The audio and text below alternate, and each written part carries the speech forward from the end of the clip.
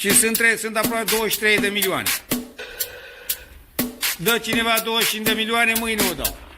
Adică vreau să-mi scot banii. O să spuneți cui.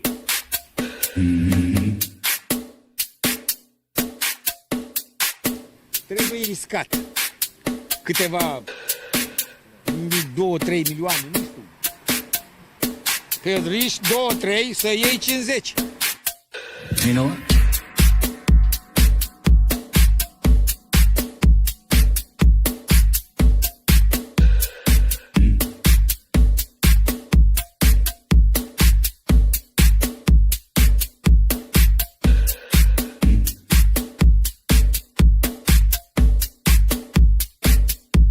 Eu am trecut pe multe bombe, gloanțe, mitraliere, toate am trecut, bombe atomice, le-am trecut și unde sunt viu. I'm not leaving.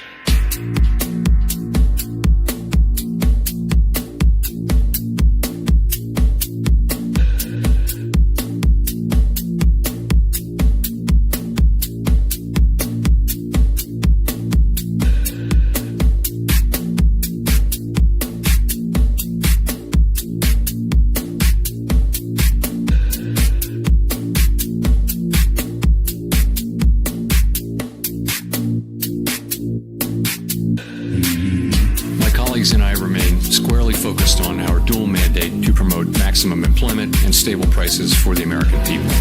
Today, the FOMC decided to leave our policy interest rate unchanged and to continue to reduce our securities holdings, though at a slower pace. Our restrictive stance of monetary policy has been putting downward pressure on economic activity and inflation, and the risks to achieving our employment and inflation goals have moved toward better balance over the past year. Again, I implore you to remember, fuck your puts, fuck your calls. Jay Powell has you by the balls. God bless my money printer.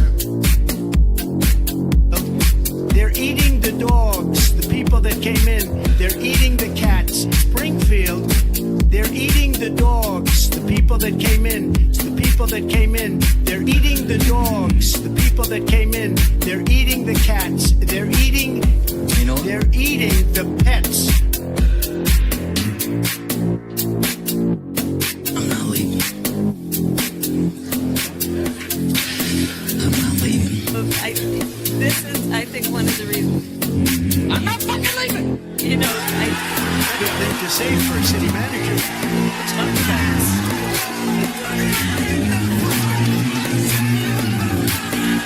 The show goes on. This is my home. They're gonna need a fucking wrecking ball to take me out. Going nowhere. 'Cause I ain't going nowhere. 'Cause I ain't going nowhere. 'Cause I ain't.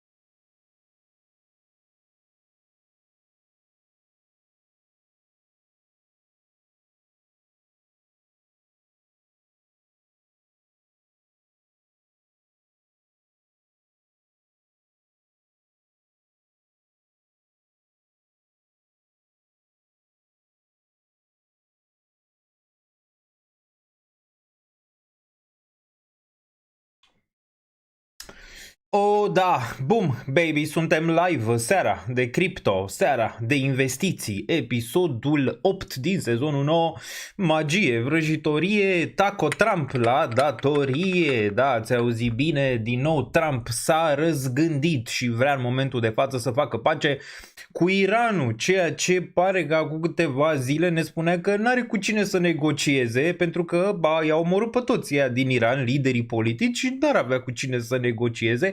până una alta a găsit pe cineva, pare, cu care să negocieze și ci că el face pacea. El vorbește cu el, cel mai probabil Trump, deoarece ăia din Iran zic că nu vine nicio pace, pentru că ei nu vor să negocieze, dar vom vorbi despre asta.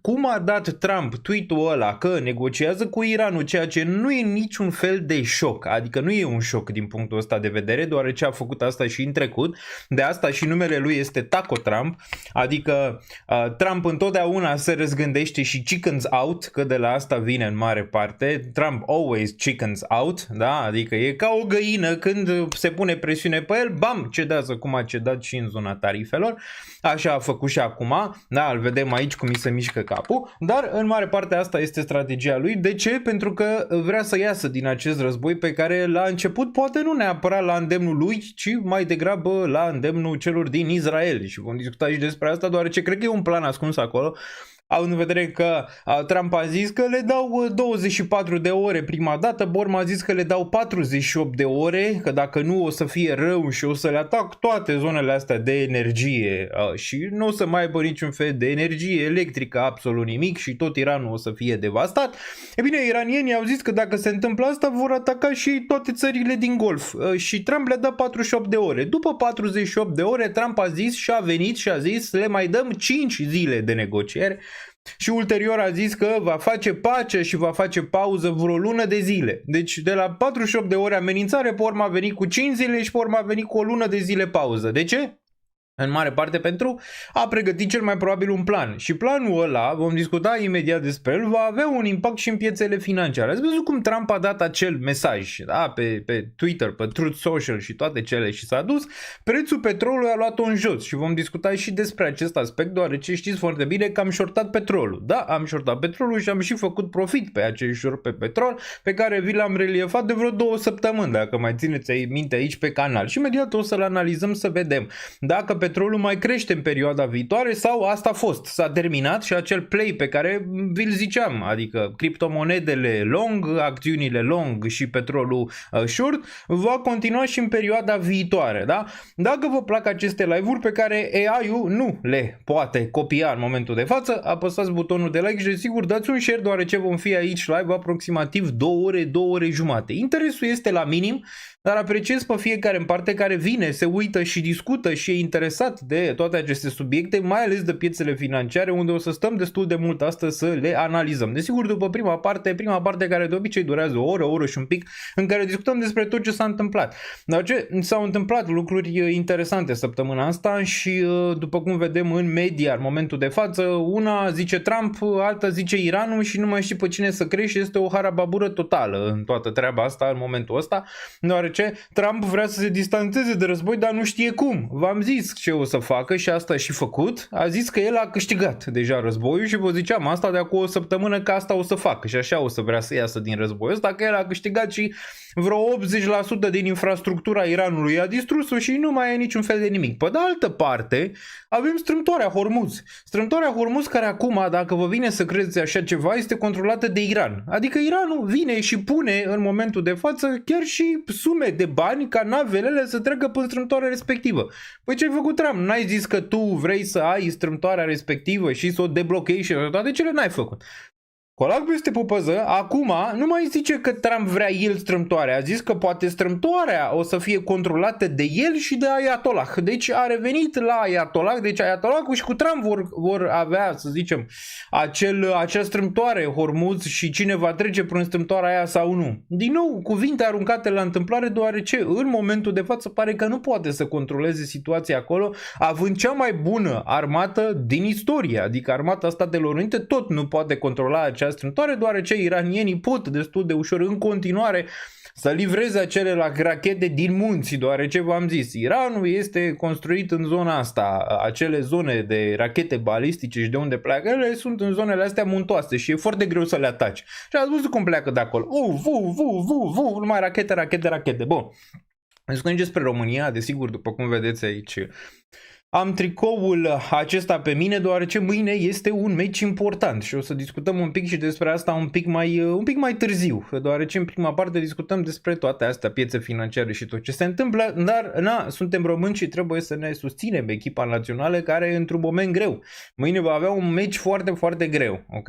Iar tricoul ăsta, numărul 13, pentru cine nu știe, e cel care probabil va da gol mâine, adică Mihailă, da? Este original tricoul ăsta, nu știu dacă se vede aici, pe partea asta și pe partea asta, fix de la meciul Cipru-România din 2024. Bun, vă salut pe toți pe chat, discutăm și asta, discutăm și despre Circle, deoarece a avut o mega corecție, undeva la 18-20% corecție. De ce? Pare că până la urmă acel Market Structure Bill o să treacă, da? O să treacă în forma în care acel yield, acea recompensă pe monede stabile nu o să treacă, adică o să fie o recompensă mult mai mică, nu din dețineri, ci din tranzacții în mare parte. Ceea ce asta schimbă foarte puternic modelul de business pe care îl are în momentul de față cei de la Circle. Circle care este emitentul celor de la USDC, da? Ca să știți. Oricum, a urcat foarte puternic acțiunea, știți că ne uitam la ea și o așteptam mai jos, a urcat, s-a dus pe la 100 și ceva de dolari, acum s-a întors la 100. Acum tot prea sus mi se pare, dar vom discuta și despre asta, deoarece e important să ne uităm și la zona de cripto. Templeton listează niște ETF-uri tokenizate astăzi, Franklin Templeton, și o să ne uităm și la asta, deoarece mi se pare important și vine în acea teorie în care totul o să fie tokenizat și o să avem foarte multă lichiditate venită din zona asta a monedelor stabile, cum am avut și acum în cripto. Bun, dacă vă place live-ul ăsta, dacă vă place ce se întâmplă aici și piețele financiare și toate discuțiile clare, directe, 1 la 1 pe care le vom avea aici pe chat, desigur butonul de like este al vostru. Bun, azi cine este pe chat, lăsați un comentariu. Orice comentariu, lăsați un comentariu, suntem aici și discutăm ce ați vrea să analizăm astăzi în acest live și mai ales în prima parte de discuție. Avem multe, o să trecem și prin Trump, o să trecem și prin economie și prin macro, ce se mai întâmplă și prin România. Poate vorbim și de Rizea dacă vreți, în mare parte, deoarece la Rizea am și o teorie acolo, ca orice om, nu? În mare parte, cum am mai avut și în trecut în materie de alegeri prezidențiale și ce se mai întâmplă prin România, putem discuta și despre asta. Bun. Daniel, de ce pompează Tao? Ce e cu AI-ul? Pare că AI-ul și-a revenit, are o revenire destul de puternică pentru că AI-ul este aici să rămână. Și Tao, dar și Fetch. Ați văzut că au avut urcări destul de frumoase. Le vom analiza pe amândouă, dețin Fetch, Tao nu, dar întotdeauna m-am uitat să adaug și ceva acolo. Bun. E-gold că e tare volatil, da, a urcat de la 4 la 4,5, e volatilitate foarte mare pentru e-gold. Bun, doar la mine se întrerupe, nu știu, din punctul meu de vedere pare că live-ul merge destul de bine, deci nu cred că este problema de la mine în momentul de față, pare că arată destul de ok, nu-s probleme, dă un refresh dacă e, bun. Și mie se întrerupe. Da, dați un refresh, nu e de la internet, probabil e total altceva aici, adică pare că internetul merge destul de bine și nu văd aici niciun fel de întrerupere, pare că este conexiunea excelentă. Poate ne bruiază, îți dai seama, unii și alții. Bun. Vreau să analizăm împreună în mod realist ARB și să vorbești un pic mai mult despre el. Absolut, facem și Arbitrum, l-am făcut și data trecută, o să ne uităm imediat și despre el. Ce zici, Daniele, câștigă Orban Victor? Cel mai probabil da, merge perfect live-ul, deci probabil nu știu, poate în zona în care vă aflați nu e internetul foarte bun sau ne bruiază rușii, domnule, ne bruiază rușii. Bun. Merge bine, nu se întrerupe și la mine, e de la tine. Da, nu știu, nu cred că este de la mine, în mare parte cred că este ceva de la YouTube. La mine în niciun caz nu e. Bun. Suntem puțini, dar suntem cei care vor conta în această lume cripto când vor veni vremuri mai bune. Absolut, asta este destul de clar. În momentul când lucrurile își vor reveni și își vor reveni, n-am niciun fel, să zicem, de stres că lucrurile nu își vor reveni. Desigur, toți laurii vor merge la voi, având în vedere că v-ați poziționat, ați avut răbdare și luați, să zicem, lucrurile ușor, pas cu pas. Bun. Mai departe, merge bine, nu merge bine, Forța România, zice Ionuț Munteanu. Dacă găsesc pe chat aici, lăsați un comentariu ca să putem discuta împreună. Salutare Iulian, merge bine, merge ok. Despre Aptos nu prea aud pe nimeni. Aptos a căzut destul de puternic, ca și zona de utility are cât de cât, dar am prea multe layer 1-uri ca să mă uit și la Aptos, adică sunt prea multe. Bun. Vom conta să fim iar lichiditate pentru ăia deștepți.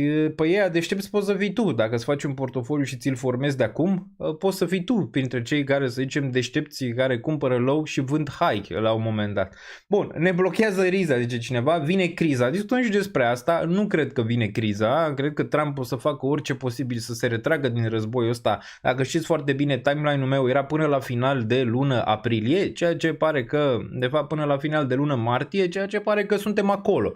Pare că lucrurile merg într-o direcție în care Trump va face într-un fel o înțelegere. Cu cine rămâne de văzut, dar cred că putem avea, să zicem, o pauză măcar în ceea ce privește acest război, poate o lună de zile și atunci, da, lucrurile probabil vor veni într-o întorsătură mai bună și pentru piețele financiare. Ulterior vom vedea dacă Trump pregătește o surpriză și eu cred că o să pregătească împreună cu Israelul. Apropo, Israelul a scos vreo 400.000 de rezerviști, deci e destul de clar că acolo ceva se întâmplă. A chemat 400.000 de rezerviști, da? Deci 400.000 nu e un număr destul de mic, este un număr destul de mare dacă mă întreb pe mine, deci se pregătește ceva acolo, la nivel de apărare, la nivel de atac rămâne de văzut, dar cred că ceva Trump pregătește și o să discutăm imediat despre ce cred eu că pregătește și cum vor reacționa piețele financiare. Bun. Se mai duce BTC la 50 anul ăsta. Din punctul meu de vedere sunt multe lucruri care ne arată că am putea vedea un top măcar local. Iar ideea mi-o mențin în ceea ce privește Bitcoin, adică cred că am văzut deja subsolul local, de subsol vorbeam, și cred că vom testa 78 până în 84 de mii de dolari și apoi vom vedea ce se întâmplă de acolo. Da, trebuie să ne ajute un pic și macro. Ați văzut că bursa a corectat foarte puternic, aurul a corectat foarte puternic, a corectat și petrolul, multe au corectat, iar Bitcoin s-a ținut foarte bine pe această perioadă. De când a început războiul între Iran, Statele Unite și Israel din nou, aurul a luat undeva la minus 15%, poate chiar un pic mai mult, iar Bitcoin este pe plus 6% de când a început războiul. Cumva o schimbare de regim există acolo. De ce? Ați văzut că Michael Saylor a venit cu o nouă modalitate de a acumula Bitcoin prin STRC, da? Și a strâns câteva miliarde de dolari din chestia respectivă și asta, desigur, a dus la o presiune de cumpărare în ceea ce privește Bitcoin. Și nu numai asta, ETF-urile, spre deosebire de cazul cu aurul din 2005-2003, din zonele respective în care ETF-urile nu cumpărau atât de mult aur după ce el a corectat, pare că acum ETF-urile au revenit cu o cumpărătură destul de mare. Cred că pe o lună de zile ești plus 2,4 miliarde și din partea ETF-urilor. Deci există, să zicem, lucruri care te-ar putea face să crezi că am putea vedea un subsol măcar pe termen scurt, median. Pe termen lung rămâne de văzut. Știm foarte bine că Bitcoin de obicei nu face subsolul atât de rapid. Ne poate șoca de data asta? Absolut. Din nou, nu cred în acel ciclu de 4 ani că se va repeta. Sunt prea multe lucruri, să zicem, diferite de data asta ca lucrurile să meargă în acea zonă. Și dacă te uiți pe internet în momentul ăsta, mai ales în zona de Twitter, vezi numai postări bearish. Toată lumea așteaptă zona de 50.000, toată lumea așteaptă zona de 40.000, similar cum așteptau zona de 10.000, 12.000, 5.000, 4.000 în cazurile precedente, ok?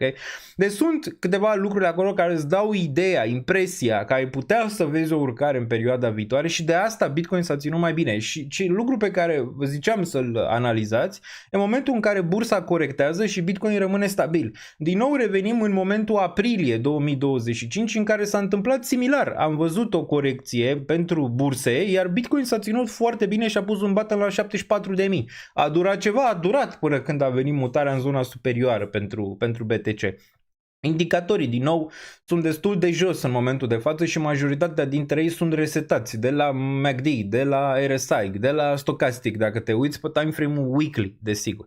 Dar avem nevoie de mai multe confirmări. Prima ar fi zona de 78-80 de mii și apoi 84. Unde se schimbă trendul real pentru Bitcoin? Se schimbă undeva în zona de 90 de mii plus. Acolo poți să te gândești din punct de vedere al price action-ului, dacă te uiți la price action, unde poate schimba Bitcoin trendul macro și să zici ok, ăsta este subsolul și de aici, bam, mergem la 150 de mii. Unii analiști încă consideră, și o să ne uităm media, că anul ăsta vom vedea 150 de mii în ceea ce înseamnă Bitcoin. Aș fi șocat că ăsta e subsolul pe Bitcoin pe acest ciclu, absolut deloc, deoarece sunt multe lucruri diferite față de cazurile precedente, deoarece sunt aici din 2016, am văzut toate ciclurile posibile și imposibile și cum s-au desfășurat ele în diferite forme, ok? Bun.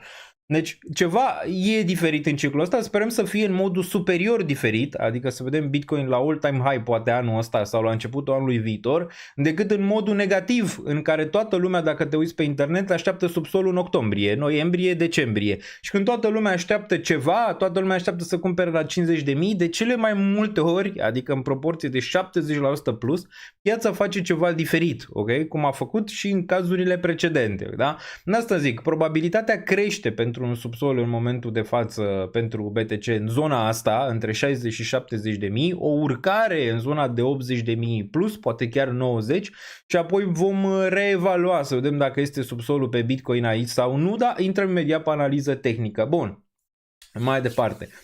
Hai să vedem ce lucruri mai vreți să discutăm aici. Mă axez doar pe BTC, mă bucur că am scăpat de toate alți. Kennedy 888. Aceste comentarii credem că le primeam inclusiv în 2019, inclusiv în 2020, inclusiv în 2021, înainte să înceapă altcoin season-ul. Și am mai explicat. Când retail-ul intră în piață, de obicei intră într-un altcoin season, nu intră când Bitcoin crește de cele mai multe ori, pentru că retail-ul nu e interesat de Bitcoin prima dată, okay? Deci nu e interesat. Și de asta ziceam și eu în trecut. În prima fază toată lumea vrea altcoin-uri și după un ciclu toată lumea devine Bitcoin maxi, absolut. Adică doar Bitcoin, celelalte sunt niște scamuri, niciunul nu mai are niciun fel de utilitate pentru că te arzi cu ele. Mulți se ard, mulți fac bani, nu retrag din altcoin respective și ele se duc și mai jos și desigur sunt enervați și zic, bă, mai bine cumpăr doar Bitcoin și papa la revedere și scap de toate celelalte. Crede-mă că am auzit asta de N ori. De cele mai multe ori când aud asta, de cele mai multe ori performanța Bitcoin nu mai este atât de bună în următoarea perioadă. Gândește-te logic. Toată lumea a vrut să cumpere altcoin-uri până acum, Bitcoin s-a ținut cel mai bine. Toată lumea vrea să cumpere doar Bitcoin acum pentru că s-au ars cu altcoin-urile. E foarte probabil nici Bitcoin să nu mai aibă o performanță prea mare, privind istoria. Plus privind faptul că ești deja într-un ciclu de vreo 16 ani pe Bitcoin, da? Un ciclu major în care Bitcoin doar a urcat. N-ai avut nicio perioadă în care Bitcoin a stat în lateral o perioadă mai lungă de timp. Dar intră la mine pe Twitter ca să vezi, e postarea desigur în engleză, da? V-am și tradus eu de multe ori și v-am vorbit. De ce cred și sunt activ în zona de cripto de aproximativ 10 ani de zile, de ce cred că de data asta putem vedea o surpriză în ceea ce înseamnă ciclicitatea pentru BTC și cei care cumpără doar Bitcoin, e posibil să dea rezultate în viitor, dar e posibil să fie mai puțin decât s-ar fi așteptat și drumul să fie mai anevoios decât în cazurile precedente în care Bitcoin avea un an de bear market și 3 de bull, ok? Bun. Dar da, asta le-am mai auzit, nu e nimic nou pentru mine, dar de cele mai multe ori lucrurile se întâmplă diferit când toată lumea se duce pe Bitcoin și toată lumea se duce pe Bitcoin. Acum, nu înseamnă că tu ar trebui să-ți vinzi Bitcoin-ul să te muți pe niște shitcoin-uri neapărat. Nu, în niciun caz, de asta echilibru primează. Nu trebuie să fii nici în zona extremistă. Oamenii sunt foarte extremiști de obicei la nivel de gândire. Fie se duc all-in pe altcoin-uri, fie se duc all-in pe Bitcoin. De la risk on major, revin în zona inferioară, adică în zona de risk off, adică băi, nu mai vreau să-mi asum niciun fel de risc. Încetează, adică nu încetează, dar încearcă măcar să te așezi de zona asta super extremistă, doar Bitcoin, doar altcoin-uri, doar aia, doar aia, doar aia. De ce nu faci un echilibru în portofoliu? Băi, tu zici Bitcoin, da, ok, 70%, na, pune în Bitcoin, de exemplu, sau 80% pune în Bitcoin și restul poți să speculezi tu cât ai vrea, adică în mare parte și pe altele, că e posibil să se întâmple ca Bitcoin să stea lateral și altele să urce. Și atunci măcar ești și tu un pic jucător, cu 10-20% din portofoliu ești măcar jucător în cealaltă parte, știi? Când îți pui totul într-o singură oală, oala aia e posibil să nu fiarbă, ok? Nu e mai bine să le împarți măcar în 3 zone, măcar în 3 chestii sau 4 chestii ca să poți să fii un pic mai jucător, indiferent ce face piața. Băi, poate chiar Bitcoin se duce și altcoin nu fac nimic de acum încolo. Ok, ești jucător pe Bitcoin, ai 70%. Bă, dacă nu dă rezultat Bitcoinul și dau rezultat altcoinurile de tehnologie, atunci ce faci? Stai și te uiți sau faci FOMO din nou în top și îți vinzi Bitcoinul când Ethereum atinge 10.000?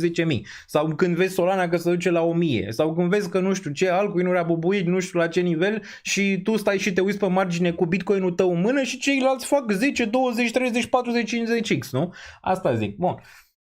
Dar trebuie să te înțelegi pe tine bine, trebuie să-ți înțelegi riscul, nu e pentru toată lumea nici măcar Bitcoin, adică să-l deții, dacă să zicem n-ai măcar un risc pe care vrei să ți-l asumi. Dacă ai un risc super scăzut, atunci n-ai ce să cauți în zona de altcoin-uri pentru că na, deloc. Dar eu asta zic, încearcă să fie echilibrat. Pune și o mică parte acolo, cum am pus și eu de fiecare dată și vezi care este rezultatul. Ai perioade în care Bitcoin performează foarte bine și doar Bitcoin și doar câteva. Ai perioade în care unele altcoin-uri performează mai bine decât Bitcoin pe o perioadă lungă de timp.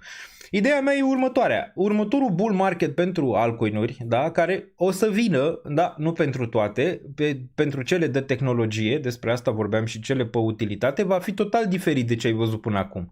Dacă utilitatea din blockchain și din cripto dă rezultat, nu vei mai vedea doar acele urcări parabolice și apoi dumpuri de 98%. Astea sunt doar în faza incipientă, în care tehnologia este la început, în care tehnologia oamenii nu o cunosc, nu știu ce e și pun, să zicem, pe ea și o speculează. Dacă în ea dă rezultat, atunci nu mai speculă. Și uite-te la cazul destul de concret. Uite-te la Nvidia ce s-a întâmplat de prin 2000 și ceva, în care Nvidia n-a făcut nimic 10 ani de zile și pe urmă când tehnologia a venit tot la fel, Nvidia era sus, volatilă, când tehnologia în sfârșit s-a întâmplat și lucrul ăla s-a întâmplat pe care l-a așteptat piața, atunci n-ai mai avut volatilitatea respectivă, ci ai avut doar urcări, corecții mici, urcări, corecții mici, urcări, corecții mici și tot așa, mai departe, adică în zona superioară. Dar și Ethereum și unele altcoin-uri vin din momentul de față dintr-o bulă, adică ai avut o bulă pe ele. Ethereum era 0, s-a dus la 4800, pe urmă din 4800 a avut o bulă, nu, care s-a spart. Și aia de obicei mai durează până când se așează și dacă dă rezultat ce vrea să facă ETH, de la tokenizare, de la DeFi, de la toate astea, atunci urcarea va fi și mai frumoasă și mai sustenabilă pe termen lung față de ce ai avut până acum, ok? În materie de aceste altcoin-uri care, ați văzut, unele dintre ele n-au niciun fel de utilitate și nici n-ar trebui să aibă vreo valoare și unele care chiar au și au un impact și în momentul de față în lumea, chiar în lumea reală, ok? Bun. De cele mai multe ori, mai puțin bull-ul ăsta. Nu trebuie să repete bull-ul la fel, după cum ați văzut, n-a fost un altcoin season în acest bull market, asta nu înseamnă că nu va mai fi niciodată. Din nou, ai acea chestie de extremă, dacă nu s-a întâmplat, nu se va mai întâmpla. Nu există așa ceva, de asta e bine să fie echilibrat. Băi, dacă până la urmă se întâmplă, nu vreau și eu un echilibru, de ce să fac FOMO ca bău după ce stau în Bitcoin și văd că altcoinurile urcă să le iau în top? Nu mai bine îmi fac acum un portofoliu de 10% sau 5%, depinde cât vrei să pui tu din ele și pe urmă să n-ai niciun fel de stres dacă ele urcă, asta zic. Da, nu e sfat financiar, fiecare face în final, să zicem, și echilibrează portofoliul dacă vrea sau nu, da, de asta am zis, nu e pentru toată lumea Bitcoin, nu e poate nici altcoin, nu înseamnă că trebuie să cumperi doar Bitcoin, nu înseamnă că trebuie să cumperi doar altcoin, fiecare să își facă, să zicem, portofoliu, bun. Salutare, iubesc acest live, zice AKDAC. Bine ai venit pe acest live. Știu că nu ești nou, pentru că te văd în comentarii de multe ori. Sper să nu câștige Orban, ar fi prea de tot. Eu zic că câștigă, pentru că are susținere din Statele Unite, ați văzut? Și eu cred că o să câștige Orban alegerile. Bun, scor România versus Turcia. Sincer, eu aș vrea 1-1, desigur. Ăsta este scorul pe care îl dau pentru că sunt fanul României, da? Cu gol Mihailă sau surpriză dacă ar veni Bayram. Dacă ar juca Bayram, ar fi o surpriză interesantă din partea lui Nea Mircea și am și scris, dacă mă urmăriți pe Twitter, avem nevoie să le facem o surpriză, pentru că dacă nu le facem o surpriză, atunci deja ei știu echipa de start, nu toată lumea a dat echipa de start. Nea Mircea trebuie să vină cu o surpriză. Am văzut că Radu și-a revenit, Ionuț Radu, ceea ce este destul de bine pentru noi, nu știm dacă va juca, dar și Ioana este ok în poartă. 1-1, dar trebuie să avem noroc, trebuie toți ființii să se adune mâine, șansele noastre sunt mici, dar toți ființii trebuie să se adune, trebuie cumva din toate furturile pe care le-am primit în trecut, știți foarte bine, de la meciurile cu Slovenia, de la meciurile cu Danemarca din trecut, trebuie să se adune în favoarea noastră, acești turci să primească poate și un cartonaj roșu, ar fi excelent, nu? Poate și noi să primim un penalti și așa am putea juca de la egal la egal. Așteptările n-ar trebui să fie mari de la meciul de mâine, pentru că știm foarte bine ce jucători au turcii și în ce formă sunt în momentul de față. Dar eu zic că le putem pune probleme și un 1-1 ar fi destul de bun și apoi vedem mai departe. Toată lumea desigur dă 2-1 pentru Turcia, uite, eu vreau 1-1, eu aș vrea 1-1, acum desigur rămâne de văzut. Ar fi bine să dăm și gol primii, dacă am dat gol primii ar fi foarte bine. Bun. Daniel, tu o să mai investești în altul în afară de BTC și ETH? Absolut, în continuare am portofoliu pe altcoin-uri și pe ăla o să-l păstrez, dar nu neapărat în forma actuală. Unele dintre ele n-au avut niciun fel de performanță și pe multe o să vând o mare majoritate din pozițiile respective, deoarece nu vreau să țin neapărat pierzător. Dar, de exemplu, poziții ca BNB, care mi-a făcut foarte mulți bani, poziții ca Solana, care la fel mi-a făcut destul de mulți bani, poziții ca SUI, care au fost destul de bune, da, și s-a dus la $4 luni la 0,7. Ce a câștigat, mențin. Plus o să mai adaug Hyperliquid și altele, ok? O să mă axez destul de tare pe zona de tehnologie în ceea ce privește cripto, deoarece eu cred că aia o să bată randamentul Bitcoin. Rămâne live-ul ăsta, desigur pot să am dreptate, pot să nu am dreptate, dar cred că odată ce se maturizează piața, nu o să mai vezi că se tranzacționează altcoin-urile de tech similar cum se tranzacționează Bitcoin, pentru că nici aurul nu se tranzacționează similar cum se tranzacționează Nasdaq-ul și cu alte zone, alte acțiuni din zona de tehnologie, ok? Bun, de asta și ăsta este pariul meu. De asta am ETH pe primul loc în portofoliu, 40% în momentul de față, iar Bitcoin am mai puțin. Spre deosebire de ciclurile precedente, știți foarte bine, aveam Bitcoin 50% în portofoliu în fiecare bear market. Acum nu, deoarece văd o schimbare reală în ceea ce înseamnă trendul cripto în perioada viitoare și vreau să fiu de vreme. Cum am fost de vreme pe Solana, cum am fost de vreme pe BNB, cum am fost de vreme pe SUI, cum am fost de vreme pe multe. Acum, că am și poziții pierzătoare, absolut. Niciun investitor nu are doar poziții câștigătoare, ok? Contează foarte mult cum îți echilibrezi portofoliul. Dacă vreți oameni care doar câștigă, desigur îi puteți găsi pe internet, dar realitatea probabil este diferită, ok?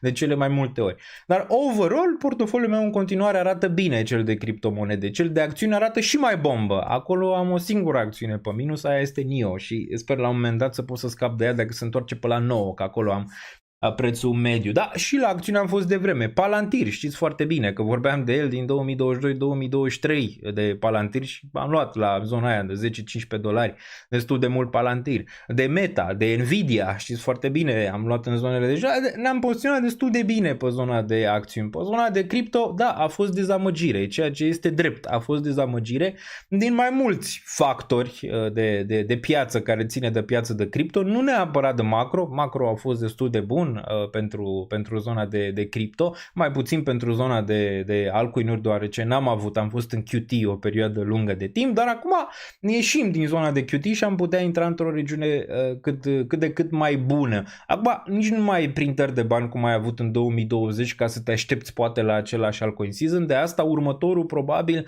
va fi doar axat pe o anumită zonă, cum a fost și până acum. Ai avut AI, ai avut meme coin-uri, acum e posibil să ai regiunea de DeFi și regiunea în sfârșit de layer 1 care ar putea să dea în sfârșit rezultate, deoarece vedeți în fiecare zi știri în ceea ce privește tokenizarea, în ceea ce privește DeFi-ul, în fiecare zi și asta la un moment dat va duce la un short squeeze. Nu numai asta, aveți companii precum MicroStrategy, dar și pe zona de ETH și îl vezi pe Tom Lee că tot îți acumulează din supply. La un moment dat se va întâmpla. Întrebarea e cât ETH o să ai când o să atingă zonele superioare la 6.000, 8.000, 10.000 sau poate chiar mai mult de atât și ce altcoin-uri de tech o să ai în portofoliu și pe care te bazezi pe următoarea zonă de bull și cum îți împați portofoliu după profilul de risc, nu? Ca asta am vorbit întotdeauna. Nu poți să bagi 70% în portofoliu tău într-un altcoin să te rogi la sfinți.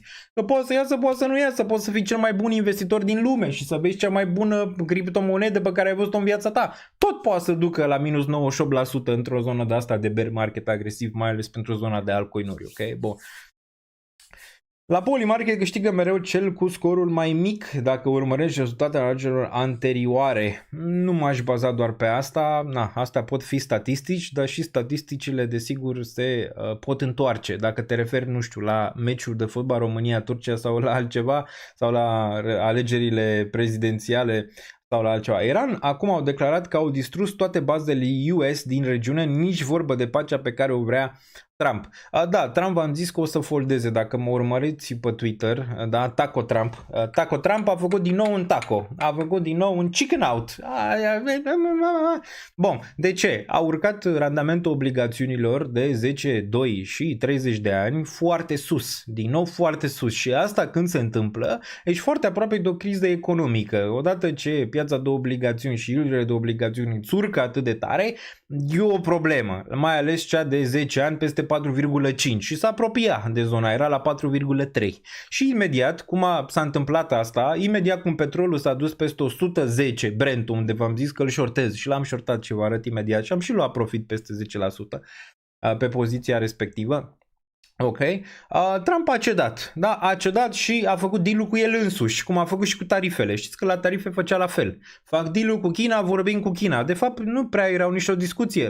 La final de-abia a fost o discuție. Dar în prima etapă nu era. Pur și simplu vrea să calmeze piețele și vrea să le manipuleze, cum le-a manipulat și până acum. Ați văzut câte poziții s-au pus de long pe petrol înainte ca petrolul să urce și de short pe petrol când a dat tweet-ul respectiv acum câteva zile. Deci e destul de clar că manipularea piețelor este la un nivel foarte mare. De asta nici analizele, unele dintre ele nu ies, deoarece poți să ai o idee, da? Zici, băi, ce bine arată, ești în acest range, arată foarte bine, ai RSI oversold, ai toate cele și până vine Trump și dă un tweet și îți dai seama că pe tweet-ul ăla se poziționează toată lumea și sus jos, spam dump. Cum era cripto în trecut, devin toate piețele în momentul de față dacă vă vine să credeți așa ceva. Ați văzut aurul, băi, aurul din 1987 n-a mai avut o corecție săptămânală cum a avut săptămâna trecută. E incredibil, toate sunt pump and dump. Prima dată am avut Bitcoin, s-a dus la 126.000, a făcut dump, înapoi la 60.000. Pe urmă, ai avut aurul care s-a dus la 5.000 plus 5.000 de dolari. Incredibil așa ceva, numai dacă te gândești 39 de trilioane în capitalizare. Nici acolo nu e nimic random. Apoi ai văzut aurul că a căzut. Ai văzut argintul care s-a dus istoric, nu mai urcat de 50 de ani, da? Nu mai făcuse all-time high. S-a dus și el la 125 de dolari, ok? Deci istoric. Din nou, și el a făcut dump, acum s-a întors pe la 70 de dolari, ok? Apoi ai văzut petrolul și el nu mai urcase, era stabil. Bam, s-a dus și el la peste 100 de dolari și acum se întoarce și ăsta e volatil. Deci toate piețele acum se tranzacționează cum se tranzacționa criptomonedele în trecut. De ce? Pentru că sunt manipulate. Cripto era printre cea mai manipulată piață de actorii din diferite zone. Ați văzut că în trecut Elon manipula. Zicea bine de Bitcoin, creștea. Zicea bine de Dogecoin, creștea. Trump a luat toată asta și a dus-o la rang de artă. Adică el acum manipulează toate piețele. Și desigur cine face cel mai mulți bani? Cei care sunt insider trader pe lângă el, că ăia fac cei mai mulți bani. Dacă ai ști, nu? Tu dacă ai ști că Trump vine cu un comunicat că vrea să facă deal cu Iranul în aproximativ 30 de minute, nu te-ai duce și tu să dai un short pe petrol, te-i duce, îți dai seama, cum au făcut mulți care știau, ca să faci și tu niște capital. Dar, cum vă ziceam, nu-și permite, de asta și v-am reliefat play-ul pe short petrol, deoarece Trump nu își permite Brent-ul peste 110 o perioadă lungă de timp. Și oricând se duce în regiunea respectivă, el va face aproape orice ca să ducă prețul petrolului în jos. Și orice, fiind faptul că negociază cu el însuși în momentul de față, da? Ca să stabilizeze piețele. Este un președinte jucător, este un președinte manipulator, e un președinte cum poate n-am mai văzut niciodată în istoria Statelor Unite, nici măcar Trump din primul mandat. Trump din primul mandat e diferit de Trump din al doilea mandat. Absolut. Absolut. Deci da, dar asta e piața în care se tranzacționează în momentul de față și nu va deveni mai bună. Adică piața nu va deveni mai bună, mai ales faptul că acum se tokenizează tot, iar lichiditatea va fi peste tot și Nasdaq-ul se va tranzacționa 24/7. Totul, eu vă ziceam, dar cu 3 ani, 4 ani, țineți minte, băi, eu cred că toate se vor tranzacționa ulterior ca criptomonedele, la nivel de price action și uite că se adeverește, toate în momentul de față zici că sunt niște criptomonede de pump and dump. Clar că nici aceste piețe financiare, dacă ele sunt bazate pe dolar, nu poți să zici că nu pot fi manipulate și într-un fel, nu, dacă e totul la macro, dacă înțelegi piețele financiare ce sunt, dacă înțelegi economia ce este, dacă înțelegi geopolitica ce este, dacă înțelegi tot ce este, totul este un șam. Totul este un șam, pentru că totul e bazat pe dolar și dolarul nu este bazat pe nimic. Dolarul este bazat, poți să zici, pe armata americană, pe care o vedem în momentul de față că se chinuie până strâmtoarea Hormuz și nu poate să deblocheze, ok? Dar în rest sunt bani printați din aer, 39 de trilioane în datorie. Pe ce este bazată toată această economie? Păi pe absolut nimic, pe acea datorie de 39 de trilioane din viitor. În rest, nimic, ok? Și asta e societatea în care trăim. E bună, rea, asta e, măcar funcționează. Poate alta n-ar fi funcționat. Ne apropiem de un reset? Eu zic că da, ne apropiem de un reset, iar cripto va face parte din acest reset. Și când mă gândesc la cripto, mă gândesc desigur la Bitcoin, mă gândesc desigur la ETH, mă gândesc desigur la infrastructura de cripto care prinde contură de destul de mult în momentul de față, la monede stabile, la tokenizare. Acolo va fi viitorul. Ne-au zis ăștia de 11.000 de ori, de la Larry Fink, inclusiv Trump, inclusiv copiii lui Trump, inclusiv nepoții lui Trump. Bă, ne-au zis ăsta este viitorul și ăla va fi reset-ul, într-un fel sau altul, ok? Planetar, care va veni pe zona asta. Și după ce vine reset-ul ăla, am mai discutat, vor implementa o perioadă de timp UBI, adică Universal Basic Income. Vorbim de ani de zile de Universal Basic Income, toată lumea, băi, ești conspiraționist. Nu sunt conspiraționist, cred că se va întâmpla, deoarece cu AI-ul și cu tot ce se întâmplă în momentul de față, va avea Universal Basic Income. Ce înseamnă pe românește acest Universal Basic Income? Adică primești un salariu fără să faci nimic. Asta e. Deci primești un salariu fără să faci nimic. De unde vine valoarea aia? Păi, în mare parte de la roboți. Ați văzut-o pe Melania mai devreme, Melania nu Medeleanu, ci Melania lui Trump. Melania lui Trump a ieșit pe scenă, că a făcut acum un simpozion și vorbesc ei acolo de inteligență artificială. A chemat-o și pe prima doamna României, dacă vă vine să credeți așa ceva, deci toate femeile așa, le-a strâns și ea a intrat cu un robot la braț. Imediat vă și arăt, imediat aici, ok? Imediat vă și arăt aici. Ca să vedem, mergem pe Twitter, da? Mergem la cripto aici ca să vă arăt pe Melania, imediat. Vă arăt pe Melania cum iese de fapt la braț cu un robot. Uite, na. Uite aici, stai că ne dau ăștia strike dacă mai punem muzică și nu vrem să punem muzică, vrem doar să arătăm această scenă incredibilă cu Melania și cu robot. Uite, băi, arată mai bine decât Trump ăsta, nu? Parcă arată mai bine Melania lângă robot decât arată lângă Trump. Nu știu, ziceți voi aici ceva. Comentați, spuneți, ok? Deci spuneți aici ce ziceți de această fază în care prima doamnă a Statelor Unite iese braț la braț cu un robot făcut, desigur, în Statele Unite și uite cum toată lumea zâmbește aici. Și aici este și prima doamnă a României. Cum o cheamă prima doamna României? Uite, nu-mi vine în minte, ok, doamna Grădinaru, nu?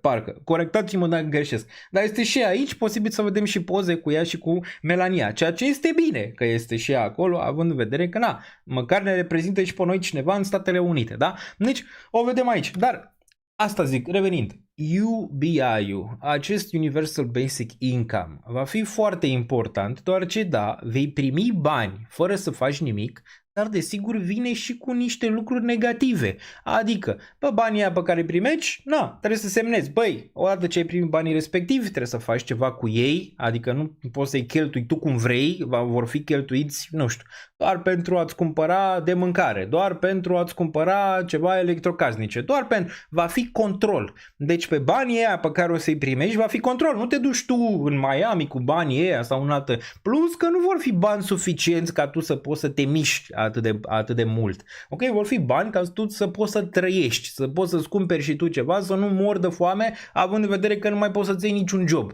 Fix asta va fi. Și va veni cu control total. Fix cu asta va veni. Și acei bani, sigur, vor fi primiți în monede digitale. Probabil nu USDC, nu USDT sau în orice altă monedă digitală va fi în momentul respectiv. Ok? Bun. Doamna Nicușor, Mirabela Grădinaru, mersi. Deci doamna Mirabela este și ea cel mai probabil aici prezentă la acest simpozion al inteligenței artificiale. Știți că această Melania zicea The robots are coming, the robots are coming. Nu știu, căutați, nu mai stau aici, dar căutați Melania The robots are coming și e destul de virală treaba. Dar are dreptate, roboții chiar vin aici și la un moment dat vor face parte din economia asta a noastră. Va fi mai mare economia roboților decât economia noastră și ei vor face o valoare mai mare în această societate decât facem noi în momentul de față. Acum, partea bună și pentru zona de investiții, vă ziceam, băi, ce o să cumpere acești roboți? Îți dai seama când o să ai 11.000 de roboți, agenți și tot ce vrei tu. Ce o să cumpere ăștia? Ok? Păi în mare parte și în ce o să tranzacționeze? Păi în mare parte desigur o să tranzacționeze în monede digitale. Că ei nu pot să-și deschidă un cont bancar. Deci o să tranzacționeze în monede digitale. Fie că este USC, fie că este USDT, fie că este, nu știu, un alt tip de monedă. Așa, dar în asta o să tranzacționeze. Deci o să cumpere, nu? Că odată ce creează și ei ceva valoare, trebuie să cumpere și ei ceva ca să-și facă un store of value a lor. Păi, poate să cumpere Bitcoin, poate să cumpere ETH sau eu știu altceva, da?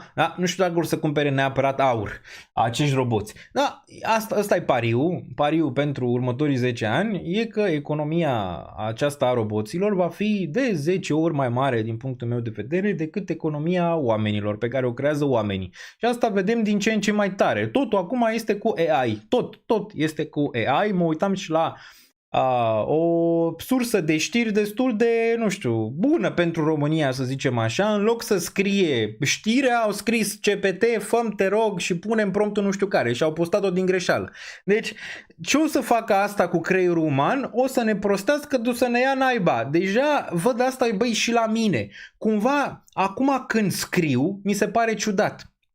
Când scriu mesaje, nu mai văd unele cuvinte cum le vedeam în trecut. Nu știu, ați experimentat și voi asta? De când am început să folosesc inteligența artificială? Când scriu, pare că nu mai pot să scriu nici măcar corect. În trecut nu mai știam să scriu pe hârtie, vorbesc de telefonul scris pe telefon, da? Deci nu mai știu să scriu acum corect nici pe telefon. Mă uit de 15.000 de ori, bă, cuvântul ăsta este corect sau nu este corect? Cum era în trecut, când mă uitam pe hârtie și nu mai știam să scriu ca lumea pe hârtie, pentru că nu mai foloseam pixul și hârtia, foloseam direct calculatorul, acum nici măcar pe calculator mă uit de 15.000 de ori sau pe telefon mă uit de 15.000 să văd dacă cuvântul ăla, băi, l-am scris bine, nu l-am scris bine. Și când dau send, pe mai mă uit odată la un tweet sau la ce scriu și tot văd greșeli acolo. Zic, băi, cum e incredibil, creierul meu se schimbă în timp real și eu nu-mi dau seama. De ce? Folosesc inteligența artificială din ce în ce mai mult, Și atunci, asta zic, bă, ne prostește. Ce-i drept? Ne prostește. Ne adorme, ne amorțește, cum vrei să zici. Acum nici nu poți să nu o folosești, pentru că te ajută, îți dă mai mult timp liber, mai multă chestie, mai multă flexibilitate, dar pe de altă parte te prostește. Ia, faceți și voi acest lucru. Cei care folosiți inteligența artificială pentru scris, pentru chestii, așa, spuneți dacă ați experimentat și voi asta. Nu știu, poate de la telefonul meu, acum e de generație veche, se mișcă mai greu. Poate doar eu sunt prost, se poate. Dar asta e experiența prin care am trecut în ultima lună jumate, de când folosesc AI-ul de vreo 6 luni, așa. Bun. Mai departe, bună seara, a venit și Melisa aici pe care o salutăm. E la serviciu, scriu cu pixul pe foaie în jumătate din timpul de lucru combinat. Băi, e bine, uite, pe foaie, când s-a inventat desigur scrisul pe telefon și toate astea, nu prea mai scriu pe foaie. Și oricum eu aveam scrisul urât din trecut, dar acum e și mai urât și nici nu mai îmi vin cuvintele ca să le mai scriu ca lumea pe foaie. Deci ne schimbă creierul în timp real fără ca noi să ne dăm seama. Și telefonul, dar și AI-ul acum o să schimbe tot. Ok? Bun. Da, mă, Daniel, o să ajungem ca grașii ăia din Wall-E. Excelent. Ne face brain rot, absolut. Dar trebuie să cumva și noi să nu folosim poate atât de mult inteligența artificială, să mai învățăm și noi să scriem pe foaie, să mai învățăm și noi să scriem, nu, cu degetele. Pare că degetul cu privirea nu mai merg la fel după inteligența artificială. Băi, mi se pare incredibil. Acum, noi mai vorbeam și asta e ideea și lui Elon Musk, că acest nivel de comunicare pe care le-am avut noi până acum e primitiv și pot să fiu de acord. De ce este primitiv? Deoarece nu-ți expune ce crezi tu de fapt, nici când scrii, nici când vorbești neapărat, ok? Deci vorbirea, scrisul, în general nu sunt modalități de comunicare absolute, adică să vezi exact ce vroiam să zic în chestia respectivă, poți interpreta cum vrei tu. Iar Elon Musk avea ideea asta că în final o să comunicăm prin gând și atunci o să poți să vezi exact ce cred eu despre chestia aia. Văd un fluture, tu o să poți să vezi exact ce experimentez eu în momentul în care tu vezi un fluture, ok? Și asta, să zicem, e o modă de comunicare mai bună, da? Și asta ar fi privită ca o modă de comunicare primitivă la nivel macro, da? De scrisul e primitiv, da? Scrisul pe calculator, la fel și pe internet e primitiv, vorbitul este primitiv, ok? Deci toate astea, ca să evoluăm, ci că ar trebui să nu mai vorbim, să nu mai scriem, să stăm muți. Stăm muți și comunicăm prin gând. Ajungem la ideea lui Georgescu, comunicăm prin gând. Ne punem o antenuță aici, frumos așa, și comunicăm direct prin gând. Apropo de Georgescu, următoarea criză care va fi?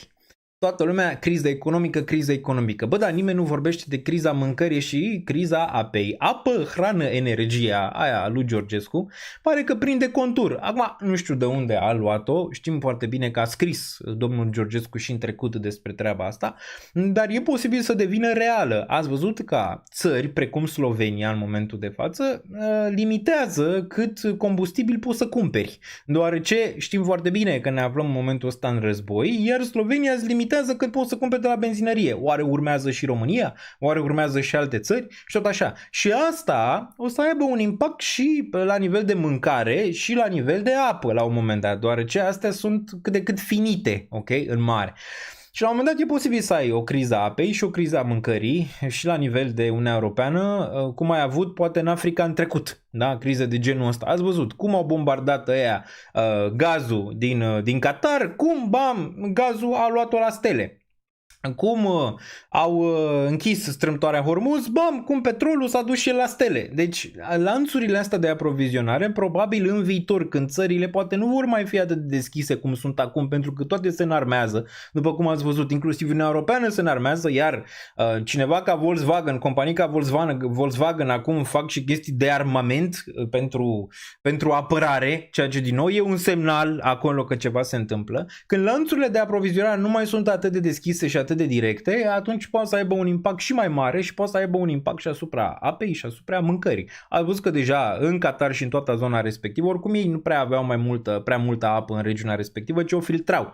Iar un filtru de genul ăsta a fost bombardat și cumva apa s-a dus deodată.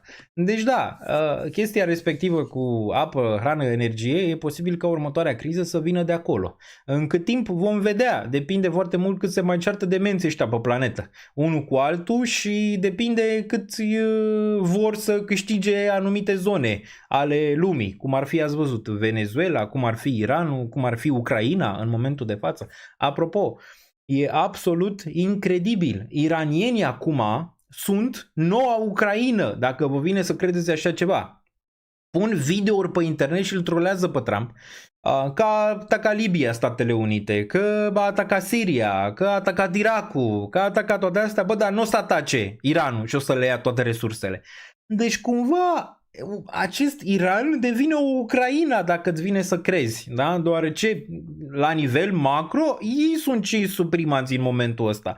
Deoarece să ne arate Trump unde fac ei rachete nucleare, ăștia din Iran. Că zic, bă, mai sunt 2 săptămâni și fac racheta nucleară din 1980.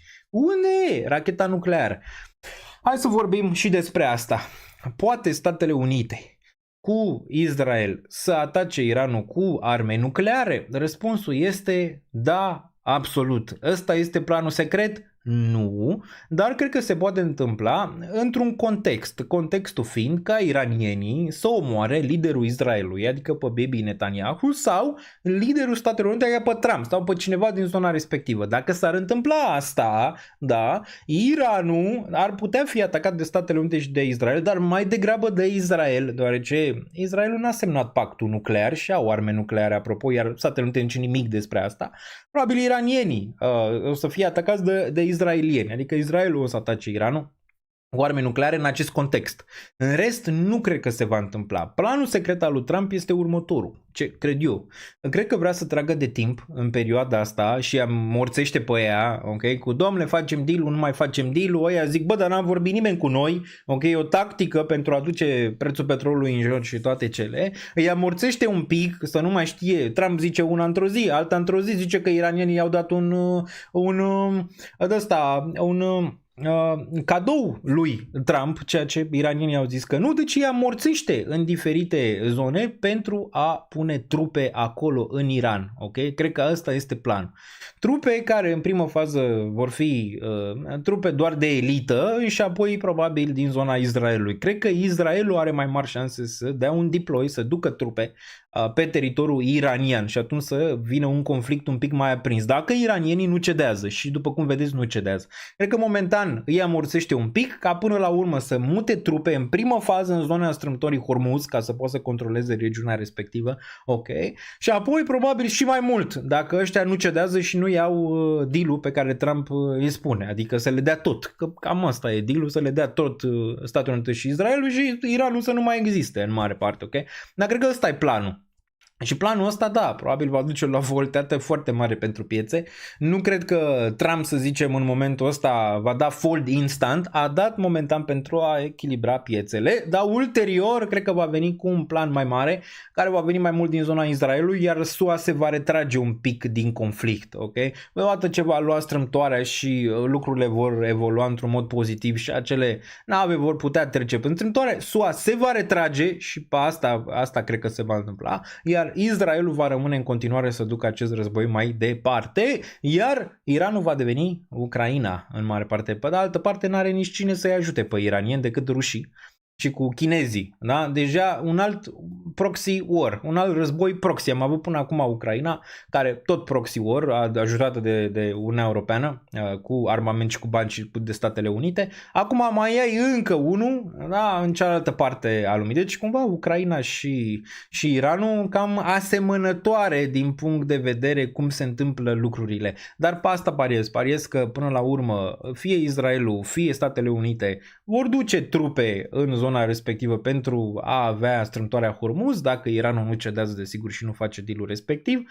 SUA se va retrage, deoarece nu-și permite mai mult de vreo 2-3 săptămâni de acum încolo, eu aș zice că nici măcar până la final de lună, să ducă acest război mai departe, deoarece obligațiunile vor urca, randamentul obligațiunilor vor urca foarte puternic și piețele vor corecta foarte mult, deoarece piețe în momentul de față pe asta pariază, că Trump nu va duce războiul ăsta, se va retrage. La un moment dat va spune am câștigat, strâmtoarea este a noastră, așa, am câștigat, nu mai departe dacă Israelul vrea în continuare și cu țările arabe din zona respectivă, dacă vor să continue războiul ăsta și să anihileze de tot Iranul, perfect. Dar mulți zice că Iranul câștigă. Nu cred că are vreo șansă Iranul să câștige pe termen lung, poate câștigă pe termen scurt, pe termen lung n-are șansă să câștige și pe asta pariază și piețele, de asta n-ai văzut niciun fel de corecție major. Chiar dacă ai mai avut ceva volatilitate, n-a fost nimic major. Dar ce pe asta pariază că la un moment dat Statele Unite și Israelul o să câștige într-un fel sau altul, o să te blocheze strâmtoarea și apoi acest război va rămâne unul rece proxy, cum a rămas și cel cu Ucraina, Rusia din momentul de față. Și cam atât, ok? Și cam atât, vor merge mai departe. Statele Unite va ataca Cuba, vor lua Cuba probabil mai ușor decât vor să ia în momentul de față Iranul, iar Israelul va ține acest război, du-te vino cu Iranul, până când aia probabil vor ceda la un moment dat când n-au cum să ducă nici ei mai departe. Bun. Eu cred că atac nuclear în Asia o să fie între India și Pakistan. Nu cred, nu. Dacă sunt șanse, sunt șansele aici, ok, între Israel și Iran și Israelul să le dea bomba nucleară celor din Iran. Și cam atât, ar mai fi Coreea de Nord, care ar mai fi o șansă acolo să se întâmple ceva în Asia, după cum zici tu, în zona respectivă, dar nu India, Pakistan. Mai repede Coreea de Nord și Coreea de Sud ar putea fi ceva în zona respectivă decât India, Pakistan. Nu cred că India, Pakistan se va întâmpla ceva de genul ăsta. Ok, bun. Deci cam asta e timeline-ul, să ne uităm imediat și pe piețe și ce impact poate să aibă pe piețe ceva de genul ăsta, adică o armă nucleară și de ce ar da arma respectivă nucleară acești izraelieni pentru a arăta că, uite, dacă nu stați cu minți, chiar dăm drumul la arme nucleare. Și atunci intrăm într-o altă etapă a lumii, o etapă în care, după ce s-a întâmplat în 1945, în război, când s-a dat bomba nucleară, dar atunci nu s-a mai dat. Acum vom intra într-un nou regim în care armele nucleare sunt ceva real care s-ar putea întâmpla. Okay? Dar asta numai în contextul în care Iranul chiar nu cedează și chiar în continuare distruge zona din Israel și ce mai au ea pe acolo la nivel de energie, atunci da, ar putea să-i potolească cu o chestie de genul ăsta venită de nicăieri peste noapte. Și atunci da, intrăm într-o nouă etapă. Bun. Eu nu cred că Iranul o să muște momeala și o să lupte până la ultimul iranian, că nu au o altă variantă. Păi da, nu au o altă variantă, dar cine îi susține? Rușii și ei sunt prinși într-un război în momentul de față, iar chinezul nu prea se bagă atât de mult pentru că are o țară cu o populație mare, da? 1,6 miliarde sau cât naiba mai are. În momentul de față China. Populație largă, nu poate să bage direct în acest conflict. Îi ajută în continuare cu armament, dar de a doua zonă. Nu le dă ceva, să zicem, nou, nu le dă ceva extraordinar. Ai văzut că le-a mai dat o rachetuță acolo, probabil care s-a dus la 4.000-5.000 de kilometri. Da, era una, ok? Era o rachetă ca să-i sperie cumva pe ăștia, pe europeni, că domnule, poate chiar Trump le-a dat-o. Nu m-ar șoca ca să-i sperie pe europeni. Uite băi, țările voastre europene în momentul de față sunt sub atacul Iranului, deoarece pot bate la 5.000 de kilometri distanță, iar NATO trebuie să se implice masiv în acest război. Nu m-ar fi șocat absolut deloc ca asta să se întâmple. Bun. Nici Vietnam nu aveau șanse să câștige și au câștigat. Da, eu mă refer faptul că n-au șanse pe termen lung să câștige la modul în care Iranul să controleze regiunea. Adică să controleze regiunea respectivă. Niciun caz. Asta n-au șanse.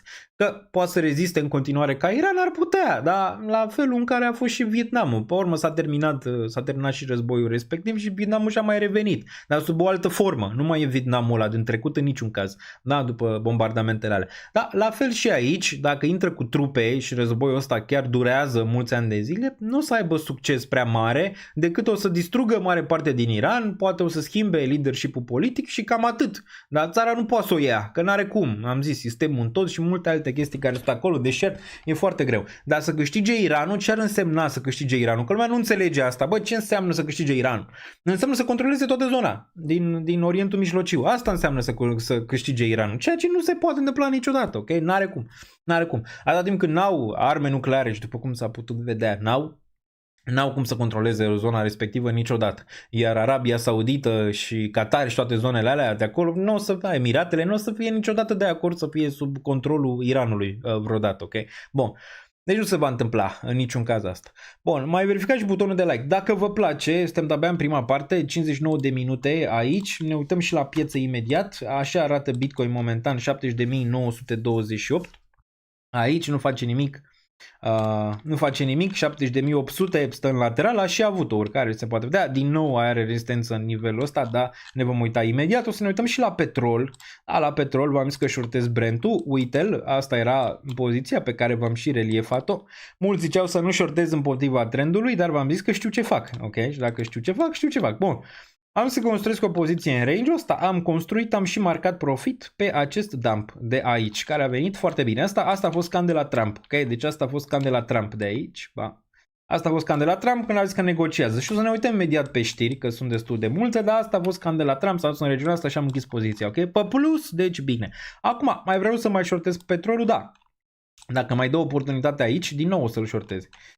Probabil la fel, 110, 115, 120. Rămân range-urile astea pentru shortat petrol în continuare. E topul final pe petrol, n-ai încă să zicem să te gândești că neapărat e topul pe petrol. Numai dacă se întâmplă deal-ul, atunci da, poți să zici ok, ăsta este topul pe petrol, ne întoarcem aici. Ulterior, cred că da, până la final de an, cred că petrolul se va tranzacționa la $70 aici.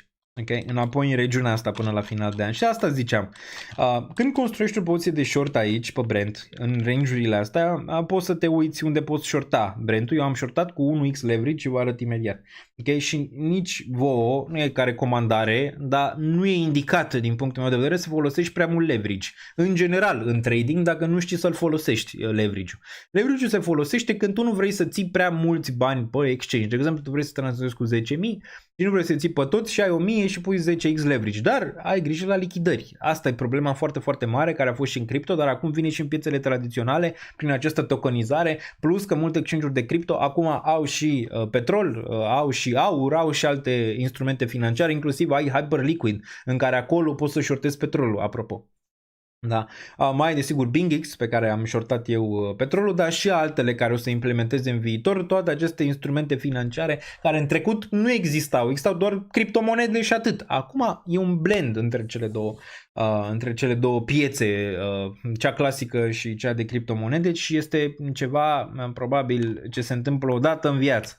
Acest blend interesant. Bun, dar revenind la Brent, aici 110 din nou era relevant pentru că ce pariai aici? Pariai că îți două chestii. Trump fie câștigă războiul, adică Iranul cedează, fie Trump face taco. Și a făcut taco. Adică Trump always chickens out. Da? Deci din nou a făcut păgăina. Și a făcut păgăina aici din nou. După ce a zis că n-are cu cine să comunice la negociere, a zis că uite, am găsit pe cineva și uite că negociem și bla bla bla și ne înțelegem și deschidem strâmtoarea frumos. Bam! Și a dus înapoi. Deci din nou pe asta pariez că de îndată ce petrolul revine aici, Trump o să facă multe lucruri, ok, pentru a ține prețul petrolului în jos, chiar dacă poate multe dintre ele nu sunt reale. Și pe asta pariez pe faptul că Strâmtoarea Hormuz nu poate să rămână o perioadă lungă de timp închisă, indiferent ce se întâmplă, la un moment dat o vor redeschide americanii și cu forța, dacă e nevoie. Deci pe asta pariez că nu șortez petrolul aici, în regiunea asta.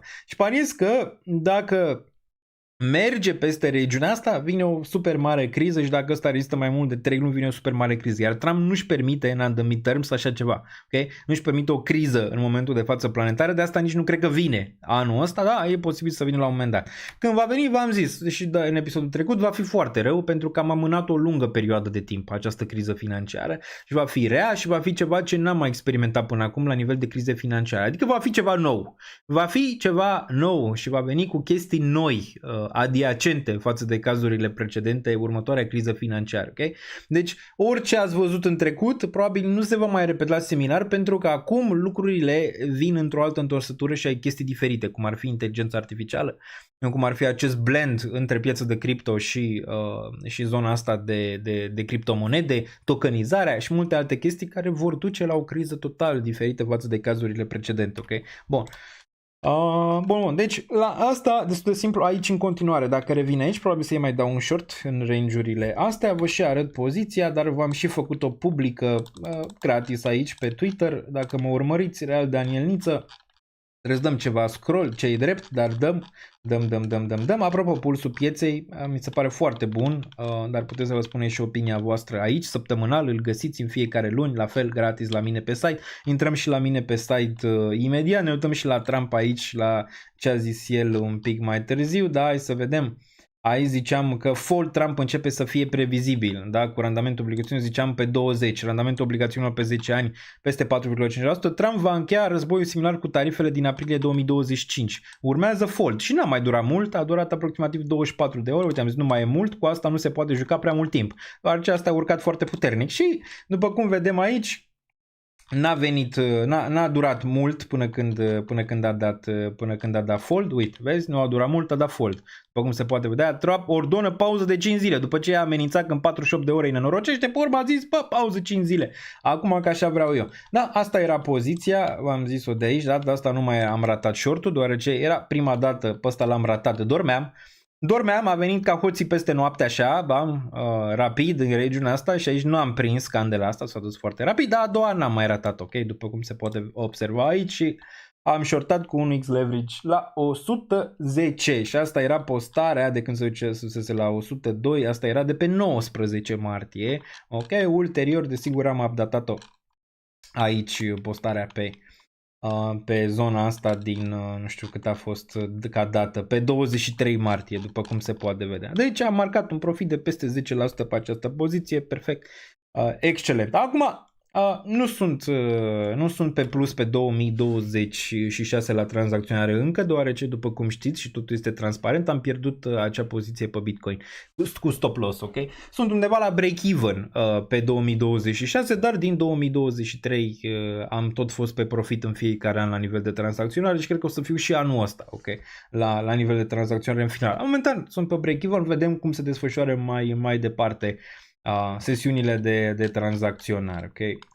Bun, iar anunțul a fost aici, vi-l pot arăta imediat pe această poziție. Vă zic și ce câștig și ce pierd, nu? Ca de fiecare dată, nu vă arăt doar partea aia, să zicem, bună a paharului, cum fac unii pe internet. Bun, aici, dar asta, bun. Da, asta a fost poziția anunțată. Shortul pe petrol Oil Brent a fost activat, după cum se poate observa aici pe 19 și aici s-a marcat take profit pe această candelă. Bun, aveți butonul de like aici, imediat mergem pe danielniță.ro, da, între timp aveți butonul de like aici. Ce crezi că va face România mâine? Puteți lăsa în comentarii, dar hai să facem un overview înainte ca să nu se agite lumea pe chat. Dacă sunteți aici, lăsați un comentariu, deoarece le citesc. Dacă aveți ceva de discutat, nu știu, orice vreți voi de discutat, de România, de taxare, de ce se mai întâmplă cu Rizea, cine este Rizea și toate astea, le putem discuta dacă vreți neapărat să discutăm subiectele respective. Dacă nu, ne putem axa doar pe zona de piețe financiare, dar după cum știți, nu mă pot abține de multe ori, mai ales când intru în subiecte. Bun. Sau Daniel zice aici, am toți banii investiți în AMX plus SEI și mă gândesc să le înlocuiesc cu NIR și ICP, deoarece pare că sunt în trend și încă nu au pompat. Te uiți pe NIR și ICP, te rog, ne uităm, dar după cum ai formulat această întrebare, deci tu ai banii în AMX și SEI și vrei să muți în NIR și ICP. Cumva din lac în puț, dacă mă întreb pe mine. NIR poate mai interesant, e în zona respectivă un preț, să zicem, pe tehnologie, poate și ICP. Dar nu au avut performanțe înapoi la all-time high, mai ales ICP-ul. Bagi în ICP, ce te poți aștepta de la el? Cât te poți aștepta să pompeze ICP-ul, nu? Plus, nu știu, AMX, SEI, ok, ai pus în AMX și ai pus în SEI. SEI a corectat destul de mult și AMX-ul a corectat destul de mult și acum vrei să te gândești la NIR și ICP.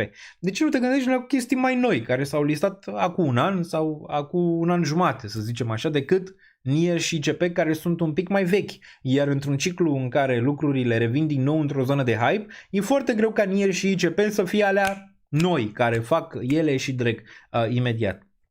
Ok, bun, dar dacă aș alege probabil NIR între NIR și ICP, dar ne uităm imediat la ele. Bagi în ceva în care, uite la graficul ICP, ok? Deci tu vrei să bagi în ICP, da?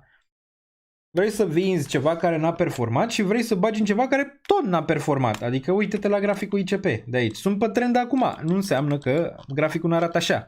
Deci, ok? Deci graficul arată așa. Care e diferența între SEI și ICP aici? Nu mi se pare o diferență. Deci tu vrei să cauți ceva mare care măcar are un uptrend sau măcar ține structura în regiunile astea de aici față de ICP, care nu zic că nu are utilitate. Are, dar graficul îți spune povestea, ok? Graficul îți spune povestea aici, în regiunea asta. Nu mai repede vrei ceva care poate arată așa, ok, care îți ține măcar un bottom, decât ceva care nu îți ține un bottom. Aici să ne uităm și la NIR, dacă ne uităm un pic la NIR. NIR, mai bine, nu știu dacă ăsta e tot graficul, NIR USD, dar am zis NIR arată mai bine. Da, uite, NIR arată mai bine. NIR arată mai bine, pentru că da, ți-a venit, ți-a făcut un trend aici din 2021, ți-a rezonat și acum vine din nou la un suport. Da, NIR nu e rău aici, plus că are și ceva utility, joacă și pe AI cât de cât. Are NIR aici în zona asta. Deci cumva asta mi se pare mai interesant dacă ar fi să aleg între ICP și NIR, măcar să pompeze regiunile astea superioare de aici. Dar mai poți să te uiți la ceva ca Hyperliquid, de exemplu, chiar dacă e sus. Dacă e ceva sus, nu înseamnă că o să corecteze sau să ducă în bear market aici. De exemplu, Hyperliquid, da, care arată așa, nu este ăsta graficul, o să ne uităm imediat. Pe unde l-am eu pe aici băgat, unde e? Da, Hype, ok. Hype, na, altceva, alt grafic, ok. Alt grafic, aici, trend ascendent aproape pentru ăsta, doar ce minim în urcare nu e aici, adică nu e aici. Nu e aici și face asta, cum face ICP-ul. Nu, e aici, ține nivelul ăsta, arată destul de bine, ok? În mare te uiți pe chestii de genul ăsta decât să te uiți pe ceva ca ICP. Poate un aster, dar asta vine cu riscuri mai mari, pentru că are contracandidat puternic pe Hyperliquid, da, și ăsta, sau poate ceva din ciclurile astea mai noi, nu știu, Pengu, dar asta e un meme coin în mare parte, dar și ăsta ține o structură a pieței, măcar. Adică uite-te la chestii care au mai performat, au mai pompat, au mai avut ieșiri, au mai mers împotriva trendului decât un ICP care poate n-are, să zicem, relevanță. Adică nu vrei să dai din lac în puț. Vrei când muți în ceva să fie ceva mai solid, pe care îl înțelegi, pe care are traiectorie pozitivă, posibilă în următoarea zonă de bull și care n-a capitulat și acum stă în zonele de jos sub ultimele prețuri din ciclurile precedente, ok?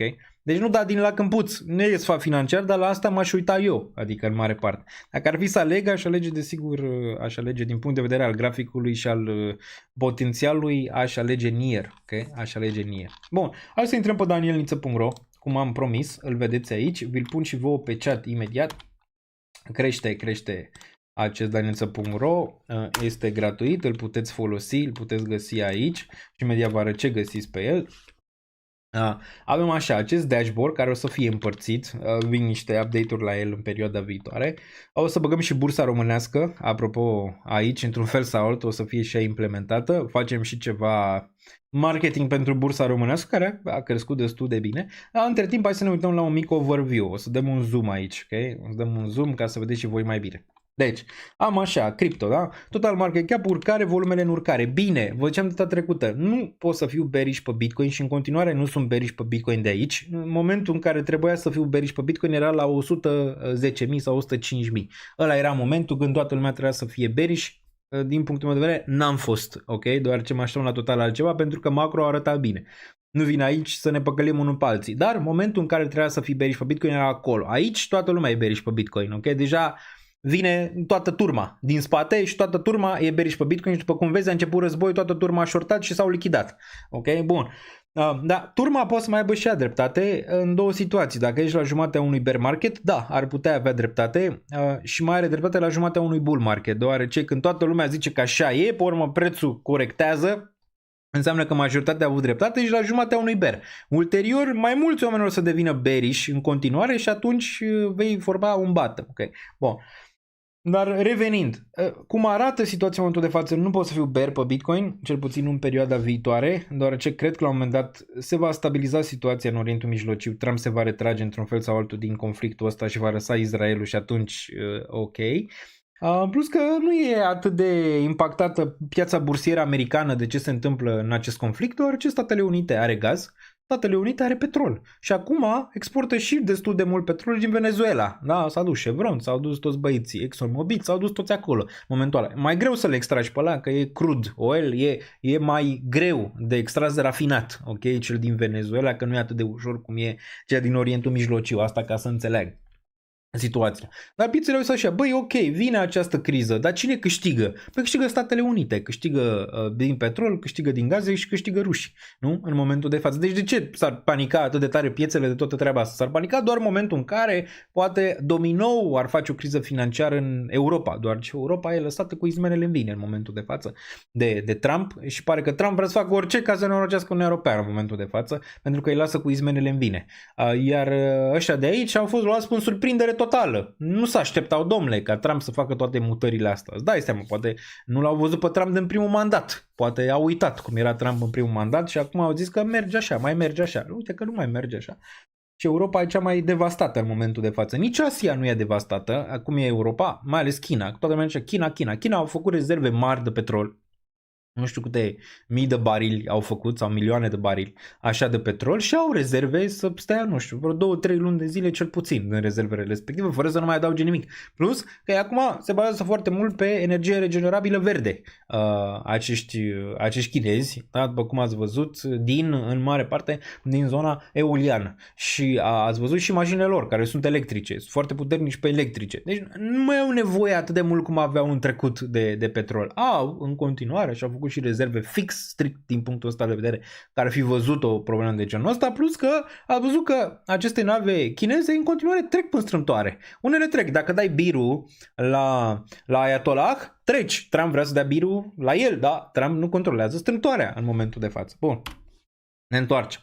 Pieță, da? Volumele în urcare, market cap în urcare, v-am zis, red flag, a fost un mare red flag, că a început războiul și Bitcoin n-a picat.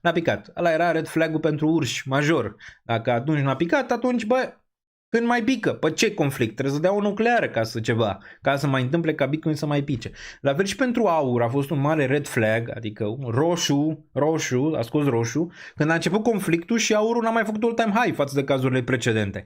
Astea sunt chestii de trend, de nuanță pe care trebuie să le privești destul de aproape pe zonele astea. Deci da, urși au fost luați în surprindere pe Bitcoin și taurii au fost luați surprindere pe aur. Okay? De ce? După cum vedeți, nu e mereu de conflict. Imediat se întâmplă un conflict, bam, pică. Pică numai dacă ai ce lichida în zonele alea, dacă sunt prea mulți longs, dacă tot așa. Adică dacă poți să faci bani. Dar la Bitcoin nu prea mai ai ce în momentul de față, deoarece durerea e în sus și lichidările sunt în sus, după cum ați văzut. Toată lumea era bearish când a început acest conflict, toată lumea a shortat, nu s-a întâmplat mai nimic, a avut o mică corecție, apoi iarăși pump, iar duminică cred că am atins apogeul, iar Trump e genial, băi, deci e genial, deci duminică s-a atins apogeul fricii, dacă intrai duminică, toată lumea era... Piețele o să corecteze săptămâna viitoare. Să vedeți cum deschide futures-ul luni. Petrolul se va duce la $150. Erau analiști și ne spuneau $200 prețul petrolului. Shortează toată lumea, a intrat pe timeline, toată lumea, shortăm. Și desigur, ce s-a întâmplat luni? A venit Trump, bam, a apăsat butonul și i-a lichidat pe toți, nu? Bun. Deci da, nu merg piețele așa dacă n-au de ce să se ducă într-o direcție și dacă toată lumea e poziționată pe short, piețele nu se vor duce în jos, se vor duce în sus, că trebuie lichidări în zonele respective. Așa merg, ok. Bun. De aici. Iar cripto a fost prima și uite, cripto a fost prima care a capitulat înaintea bursei. Cripto, da, Bitcoin s-a dus de la 126.000 la 60.000. Am avut acea capitulare care erau șanse apropo de 1% și nu zic eu, zic analiști destul de mari și bănci americane destul de mari ca acea capitulare se întâmple cum s-a întâmplat în felul ăla 60.000 pentru Bitcoin. Deci erau șanse mici în prima fază, se întâmplă așa, direct la 60.000. Apoi, în momentul când au venit știrile astea, Bitcoin s-a stabilizat, din nou green flag pentru Bitcoin și asta vrei să te uiți când pietrele bursiere corectează, aurul corectează, ok? Și cripto nu mai face nimic, semnal, cum a fost semnalul și în aprilie 2025, același semnal în care piețele bursiere erau, S&P-ul mai aproape mai se ducea la zero, dacă mai țineți minte, iar Bitcoin flat verde în momentul ăla. Alt semnal pozitiv că lucrurile cumva se duc în altă direcție de până acum. Plus că ziceam, Bitcoin a capitulat înainte, acum vine destul de puternic și piața bursieră din spate pentru că trebuie să echilibreze situația, nu? Bitcoin a fost primul care a capitulat, trebuie să întoarcă și bursa un pic mai jos și apoi când se stabilizează lucrurile poți să te pregătești pentru următoarea urcare. Da, trebuie să ai și cadrul respectiv. Mai avem un singur FOMC cu Jerome Powell în aprilie.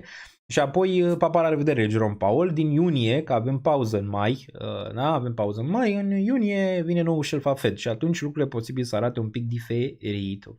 Pentru dobânzi și pentru lichiditatea în ceea ce înseamnă planetar. Dar cumva ai aici o schimbare a trendului și e observabilă. Și durează de ceva timp. Acum vrei și să ai și o finalitate aici, adică vrei Bitcoin 70-80 de mii, peste 80 de mii și atunci, da, cumva te gândești, băi, se repetă fix 2025, din nou 2025 aprilie-mai, okay? Se repetă aici. Altul mai capul vedem în urcare, dominanța BTC-ului flat, nimic, treziți-mă când pică sub zona de 56 măcar la 100, momentan nu face nimic, dominanța ETH-ului strong, aici 0,45 la 10. Bitcoin 70.971.000, Ethereum 2170 în același range, vrei să recapete, am zis, 74 în rezistență, ai la ETH, ai zona de 2200 la daily măcar să o găsească suport și atunci putem vorbi 2500, 600, 700 pentru ETH aici. BNB-ul 646 și-a mai pierdut din performanță, având în vedere că Hyperliquid mănâncă pâinea aici de la BNB cât de cât. XRP-ul 1.41 un pic pe urcare, Solana 91.339, aici Solana în continuare, cred că Solana se va tranzacționa peste 100 în perioada viitoare, Tron 31 de cenți, Dogecoin 0096, ok? Deci de asta nu pot să fiu bearish aici pentru că cumva mi-a dat impresia cripto că de data asta n-a mai capitulat pe acest conflict, chiar a stat pe verde în momentul când piețele bursiere clasice au corectat, da? Dacă ne uităm tot în frică, suntem în frică de 6 luni, pentru cine vrea să acumuleze un moment excelent din punctul meu de vedere, nu ca să fac financiar, da, dacă vrei să-ți faci un portofoliu pe termen lung sau să ți-l echilibrezi pe ăla pe care l-ai nenorocit în ciclul precedent, acum ai momentul să ți-l faci ca lumea. Băi, care e profilul meu de risc? Median. De ce am 15.000 de altcoin în portofoliu? Ia, hai să triezi din ele, să lași ce e mai important din altcoin-urile astea, să le cumulezi, să bag niște ETH la $2.000, ok?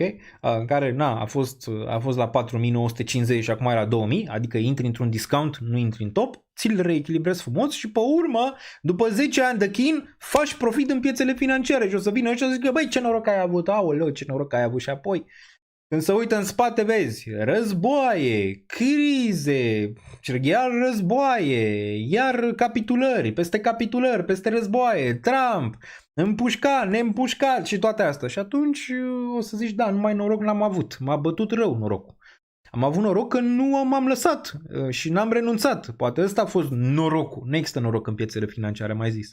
Dacă scoți bani și faci profit în piețele financiare, nu există noroc, așa ceva, ok? Deci nu există noroc, n-ai noroc, poți să ai noroc odată, faci bani, dar pe termen lung nu există noroc. Dacă scoți bani pe termen lung din piețele financiare, nu este niciun caz noroc, ok? Și oricine zice că e noroc, habar n-are, ok? Habar n-are. Bun. Acțiune S&P 500, 6591 pentru S&P. Butonul de like dacă vreți să-l duceți în algoritm puternic. Bam, ia să dăm un refresh aici. Aveți toate linkurile în descriere. Te-l vedem pe Meme Stoica acolo, comentat despre meci probabil. Bun. Dar dăm un refresh, 415, bubuială, aici butonul de like dacă vă place, nu v-am obligat niciodată la nimic, după cum știți, dar dacă vă place desigur și vreți să susțineți canalul cu un like pentru informație. Bun, pe S&P, să ne uităm și la S&P, avem S&P 500 pe urcare astăzi, 6591, slab și asta ziceam și în update-ul săptămânal de aici, da, din update-ul să intrăm imediat la el. Slab atât timp cât 6800 e rezistență. Pe termen scurt 6754 poți să faci caz, dar un pic neutru bearish față de cripto. E o diferență aici momentan între cele două, cripto stă mai bine.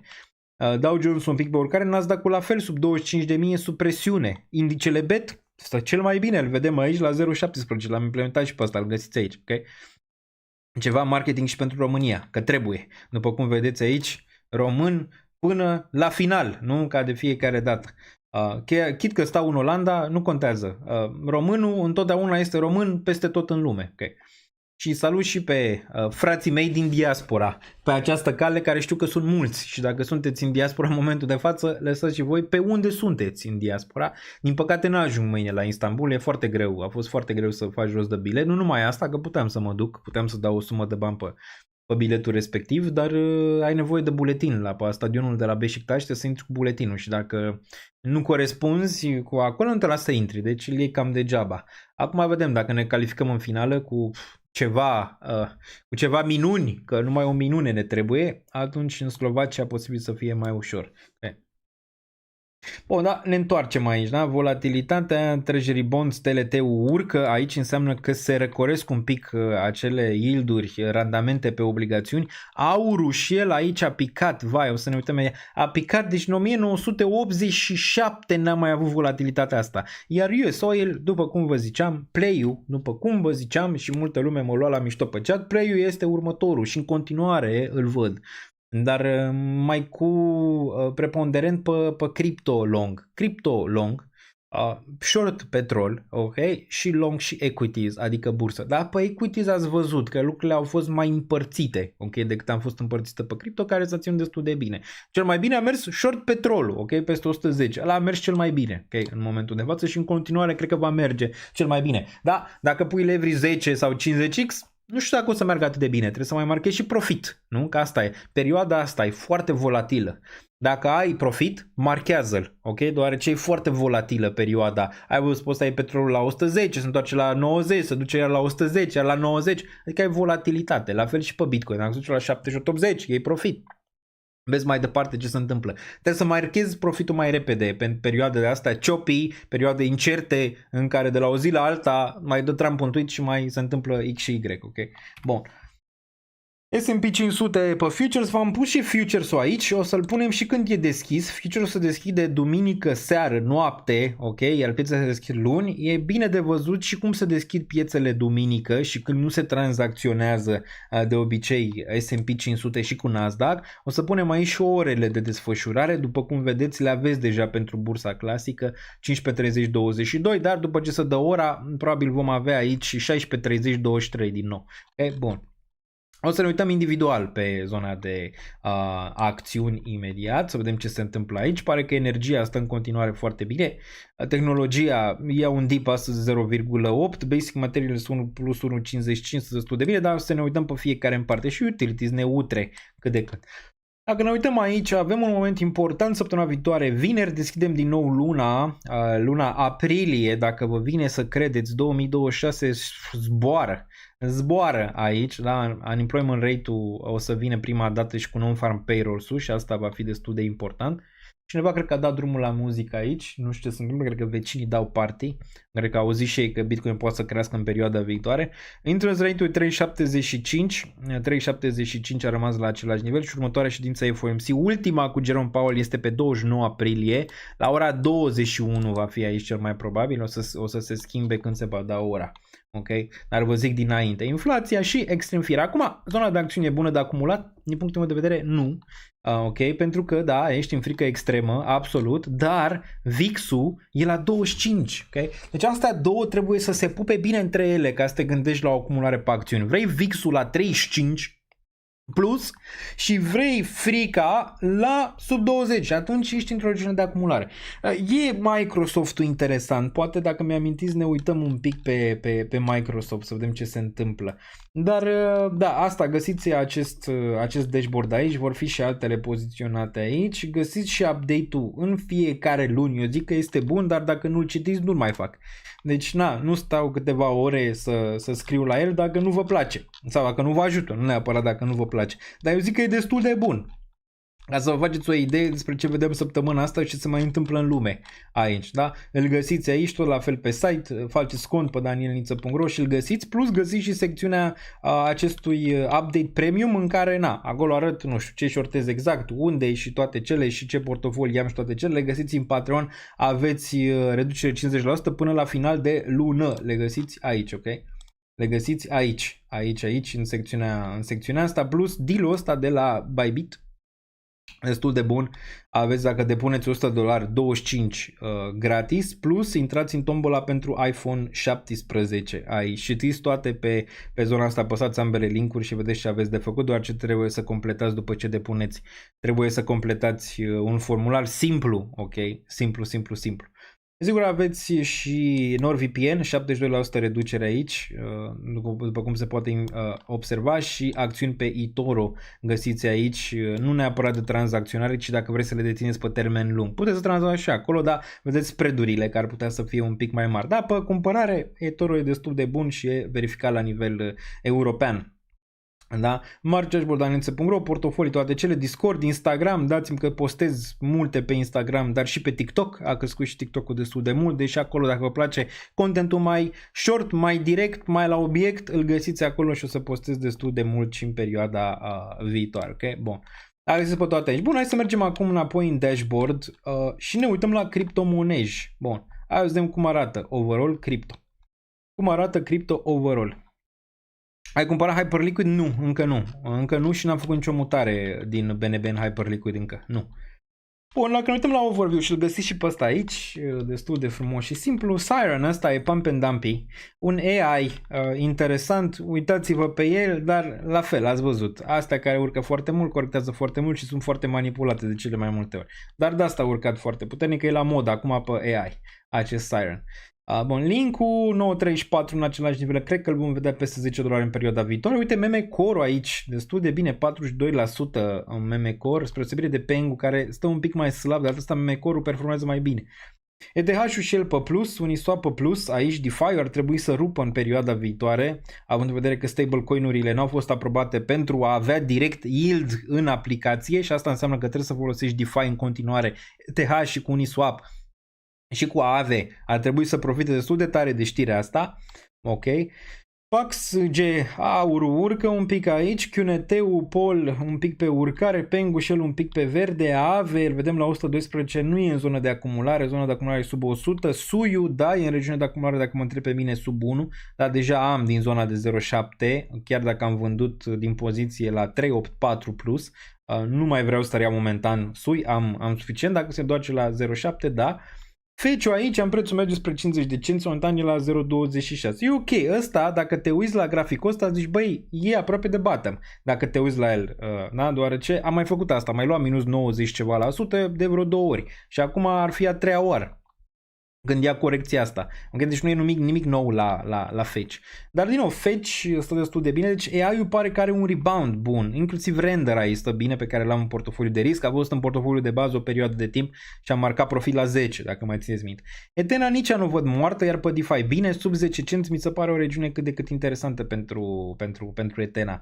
Are profitabilitate, fac buyback-uri, cred că în viitor o să aibă un raliu destul de bun Etena, chiar dacă structura nu mai arată atât de grozavă. Până și ULD cred că va avea un raliu la un moment dat, pentru că chestia asta cu a verifica dacă ești persoană reală sau ești robot va crește destul de mult în viitor. Bun, ce mai vedem aici? Hyperliquid stă bine la $40, prea bine, să vândă cineva să-l ducă înapoi la 30. Arbitrum, când zice cineva de el din nou, într-o regiune cât de cât interesantă, sub 10 cenți pentru Arbitrum, cred că și ăsta va avea un raliu la un moment dat destul de bun, nu-l văd mort. Ok, nu-l văd mort, dar trebuie să capituleze toată lumea ca să putem avea un raliu mai mare pe cripto, dar nu suntem departe, după cum se poate observa la nivel de capitulare și sentiment, nu mai e nimeni interesat de cripto, nu mai caută nimeni cripto, deci poți să zici că vii într-un moment bun. Dacă acum auzi de cripto, ceea ce e foarte improbabil, vii într-un moment bun în care astea sunt la un discount major toate, aproape, inclusiv Bitcoin ar putea fi la discount acum dacă intri în piață și mă întreba cineva asta, aștept Bitcoin la 50.000? Păi îți dau același răspuns pe care le-am dat. Să aștept Bitcoin la 10.000 când era la 15, am zis nu, în niciun caz și ați văzut că am cumpărat. Am cumpărat de la 30.000 la 15.000. În jur și nu am așteptat să-l iau exact la 12.000 pentru că nu s-a mai dus la 12.000 după și apoi s-a dus la 126.000. Acum și la fel și aici. Dacă n-ai Bitcoin și vrei să intri pentru prima dată cu un DCA, faci un buy. Acum, vezi ce se îmbracă. Dacă duci la 50.000, mai e la 50.000. Dacă duci la 40.000, mai e la 40.000. Ok? Nu mai avea mania asta să zici, băi, știu eu, am văzut pe unul pe internet care a avut dreptate odată și acum sigur va mai avea să faci la 50.000. Vă amintesc Capo, da? Care a avut dreptate de la 60, cât a fost el, 60.000 în jos. Și toată lumea era, da, Capo și apoi a zis, la un moment dat să duce la 12 și nu cumpăr. Și de la 15 a făcut batul și pe urmă a cumpărat la 50.000. Okay. Bun. Și restul a fost istorie. Deci, din nou, singurul lucru care merge e să-ți împarți buy-urile dacă vrei să deții ceva real și să nu te iei neapărat exact după o zonă. Ok? Poate să bine, poate să arate datele orice vrei tu. Ok? Dar realitatea poate să fie total diferită. De asta e bine să ai un echilibru în ce investești. Și cum? Okay. Pump urcă un pic aici, Stable Virtual SUI, ok, 7 zile, dacă mergem pe 7 zile, n-arată rău lucrurile pe săptămână, APT-ul vedem un pump aici peste $1, ăsta ar putea fi interesant sub 1. Sub 1 dacă vrei să-l rulezi până în 5 la un moment dat, ar putea fi interesant, dar riscul e major pentru ceva ca APT. Dotul aici slab, 1.37 după ce urcase un pic, destul de slab și ăsta sub 1, probabil la un moment dat va prinde un raliu 3.5 din zona asta de 1. Ca probabilitate. Suiu, am zis mai devreme, River, ce e pe verde aici? Ce e pe verde? Scam-ul ăsta de pi? E neapărat scam, dar e un sham. ULFI-ul ăsta probabil va avea o reacție bună, chiar dacă toată lumea zice acum aș face mișto de Trump, de fundația lui Trump, așa, ULFI-ul. Cred că World Liberty Financial va performa destul de bine pe zona de bull ăsta. Ne ținut ochii pentru un bottom pe el la un moment dat. Solana am zis peste 100, trebuie să iau puțină apă, rămân fără... Rămân fără glas aici. Pe 30 de zile, lucrurile ne arată rău pentru cripto. Tau a făcut deja 100% aici. 2x, după cum se poate vedea. Da? 353 aici. Memecore-ul, la fel destul de bine. Hype-ul, destul de bine. E aici o reacție pe cripto pe care nu o vezi numai dacă te uiți pe 30 de zile. Da? Render-ul, 35% aici. Chiar și BNB-ul și BTC a pus 10% aici. Solana 17% pe 30 de zile. E o mică schimbare, dar nu e suficient. Vrei să vezi continuare și în aprilie măcar. Aici, ca să zici, ok, ai 2 luni deja, 2 luni dă un trend, ar putea da un trend aici pentru piața de criptomonede. Uite, ETH 16%. Nu e rău, e un început destul de bun. Tonks. Bun, te poți uita și pe DAO, ne uităm imediat. Imediat vreau să văd dacă sunt logat sau trebuie să mă loghez. Ok, imediat, ne logăm pe danielniță.ro. Trebuie să mă uit aici 2 secunde să văd treaba. Aveți puțină răbdare ca să fac o logare aici. Bun. Mai lăsați comentarii despre ce vreți să mai vorbim în afară de analize, desigur, pe care o să le facem. Monad arată interesant. Da, e din ciclul ăsta un pic mai nouț așa. Da, Monad ar putea să facă și el o surpriză. Dar, din nou, risk reward. Bun, mergem la dashboard înapoi aici, după ce ne-am logat în cont, pentru a putea vedea secțiunea de acțiuni. Dacă nu ești logat în cont, nu poți vedea secțiunea de acțiuni. Apropo, poți să îl pui și pe telefon. poți să pui și pe telefon danielniță.ro, intri pe danielniță.ro, fie pe Chrome, fie pe ce browser ai tu pe telefon, dai share paginii și apoi aia adaugă pe ecranul principal și poți să primești și când se postează acest update săptămânal, poți să primești și când Bitcoin e plus minus 5% și TH plus minus 5%, când se dă șomajul, când se dă toate astea primești notificare, da? Bun. Facem un zoom out aici ca să vedem ce se întâmplă pe toată piața bursieră. Arată bine astăzi, Nvidia conduce, Micronul aici vedem 3, minus 3,4. Deci putem arunca Intelligent Investor la gunoi. Pentru că Micronul corectează de vreo 2-3 zile la rând, după cum se poate vedea, după ce a raportat dublu față de așteptare. Băi, dacă vă vine să credeți așa ceva. Deci a raportat dublu față de așteptare și ăsta pică de 15.000 de zile la rând. Incredibil, dar adevărat. Ce vrea piața de la Micron? Să facă 10x peste așteptare? Deci, din nou, piața sunt foarte manipulate în momentul de față și nu mai merge ce mergea pe vremea lui Buffett. AMD-ul, foarte bine, AMD-ul, 7,26 aici pe urcare, Intel-ul, de zona asta, Semis, destul de bună. Partea de software un pic mai slabă, dacă te uiți la PLTR, 154, dă un pic înapoi, Oracle-ul la fel. Palo Alto îl vedem la 153, Crowd și el slab, aici hai cu el măcar sub 300 pentru o zonă de acumulare cât de cât decentă.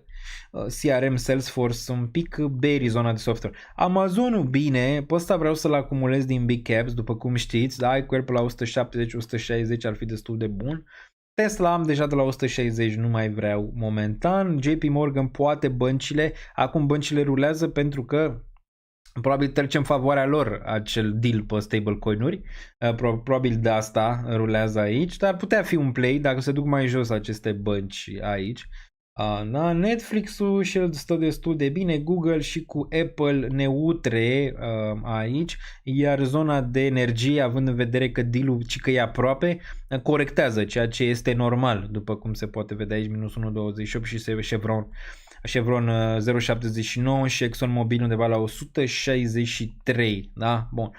Ce mai vedem aici relevant? CME, grupul pe roșu și cam atât. Zona de healthcare un pic pe urcare, ai Johnson & Johnson și cu Lilly Eli care urcă un pic. Hai să vedem pe 30 de zile față de cripto cum arată acțiunile. Deci, criptomonedele v-am arătat cum arată pe 30 de zile, uite cum arată acțiunile pe 30 de zile aici.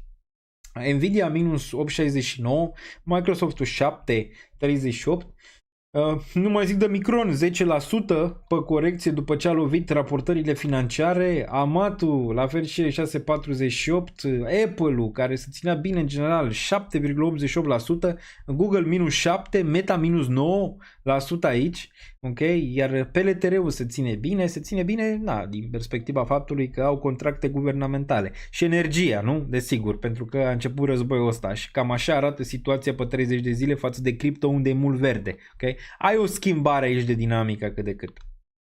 Bun.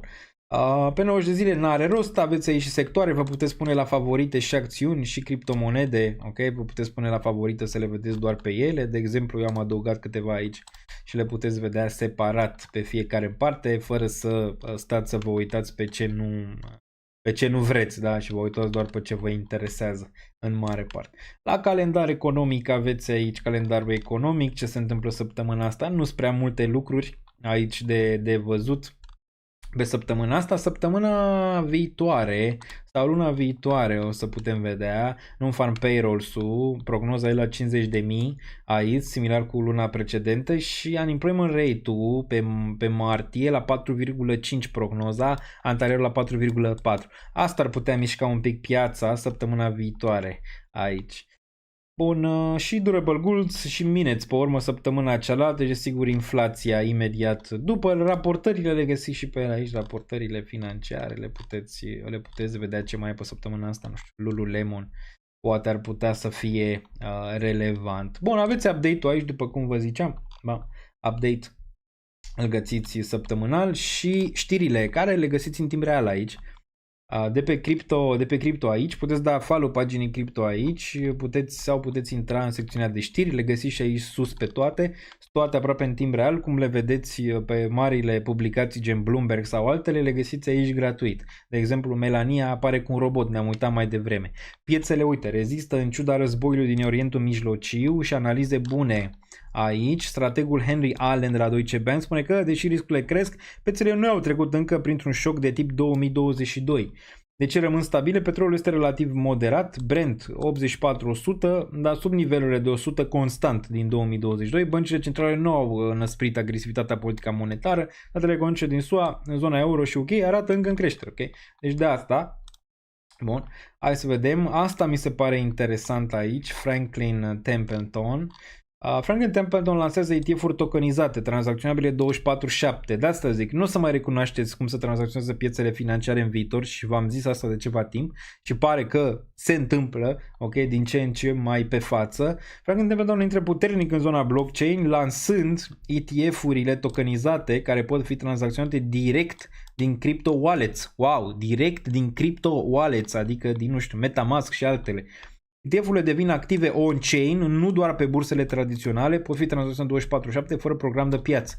Acces direct pentru utilizatorii globali, fără intermediari clasici. Top.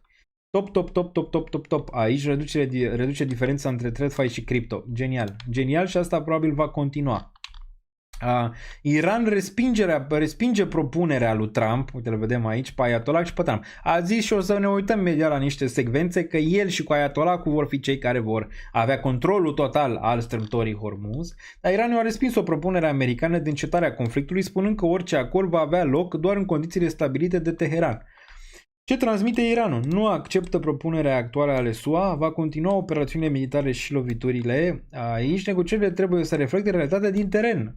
Propunerile SUA transmise prin intermediari au fost considerate deconectate de situația reală, fără intenție reală de compromis, iar Iran face trimiterea la negocierile ieșuate în 2025 aici. Okay? Deci una zice Trump, una zice Iranul în momentul de față. Meta în continuare dă afară oameni și asta o să continue, deoarece această automatizare cu AI-ul va fi din ce în ce mai mare.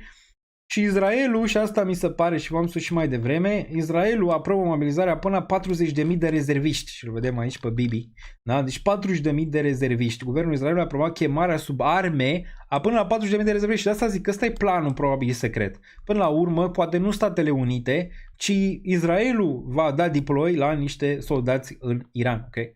Unul cele mai mari mobilizări din ultimii ani, pregătire pentru operațiuni extinse, creștere rapidă a capacității militare. De asta zic, probabil Iranul este noua Ucraina, va rămâne acest război proxy în continuare și va rămâne unul rece, ok? Bun, iar Statele Unite se va retrage, asta cred. Asta cred că se va întâmpla. Bun. Mai departe, plan de ceasefire. Deci ăsta e planul lui Trump aici, pe care doar el îl știe. Un ceasefire de 30 de zi. După ce i-a amenințat că îi nenorocește, acum le dă ceasefire, încetarea focului. Mecanismul este lucrat de Witkoff și Kushner, modelul similar cu acordurile Gaza și Liban. În această perioadă ar urma să fie negociat un acord în 15 puncte. Și le puteți vedea aici, nu le luăm pe toate la rând, că sunt destul de multe. Okay? Folosirea rachetelor doar în scop defensiv, adică cedarea tuturor lucrurilor către Statele Unite, altceva nu le dă, okay? Nu prea le dă nimic aici iranienilor. Și asta, Volkswagen analizează trecerea de la mașini la sisteme de apărare, asta nu e random aici, ok? Negocierile între Volkswagen și producătorul Iron Dome, planul vizează conversia unei fabrici auto în producția militară, guvernul german susține activ inițiativa.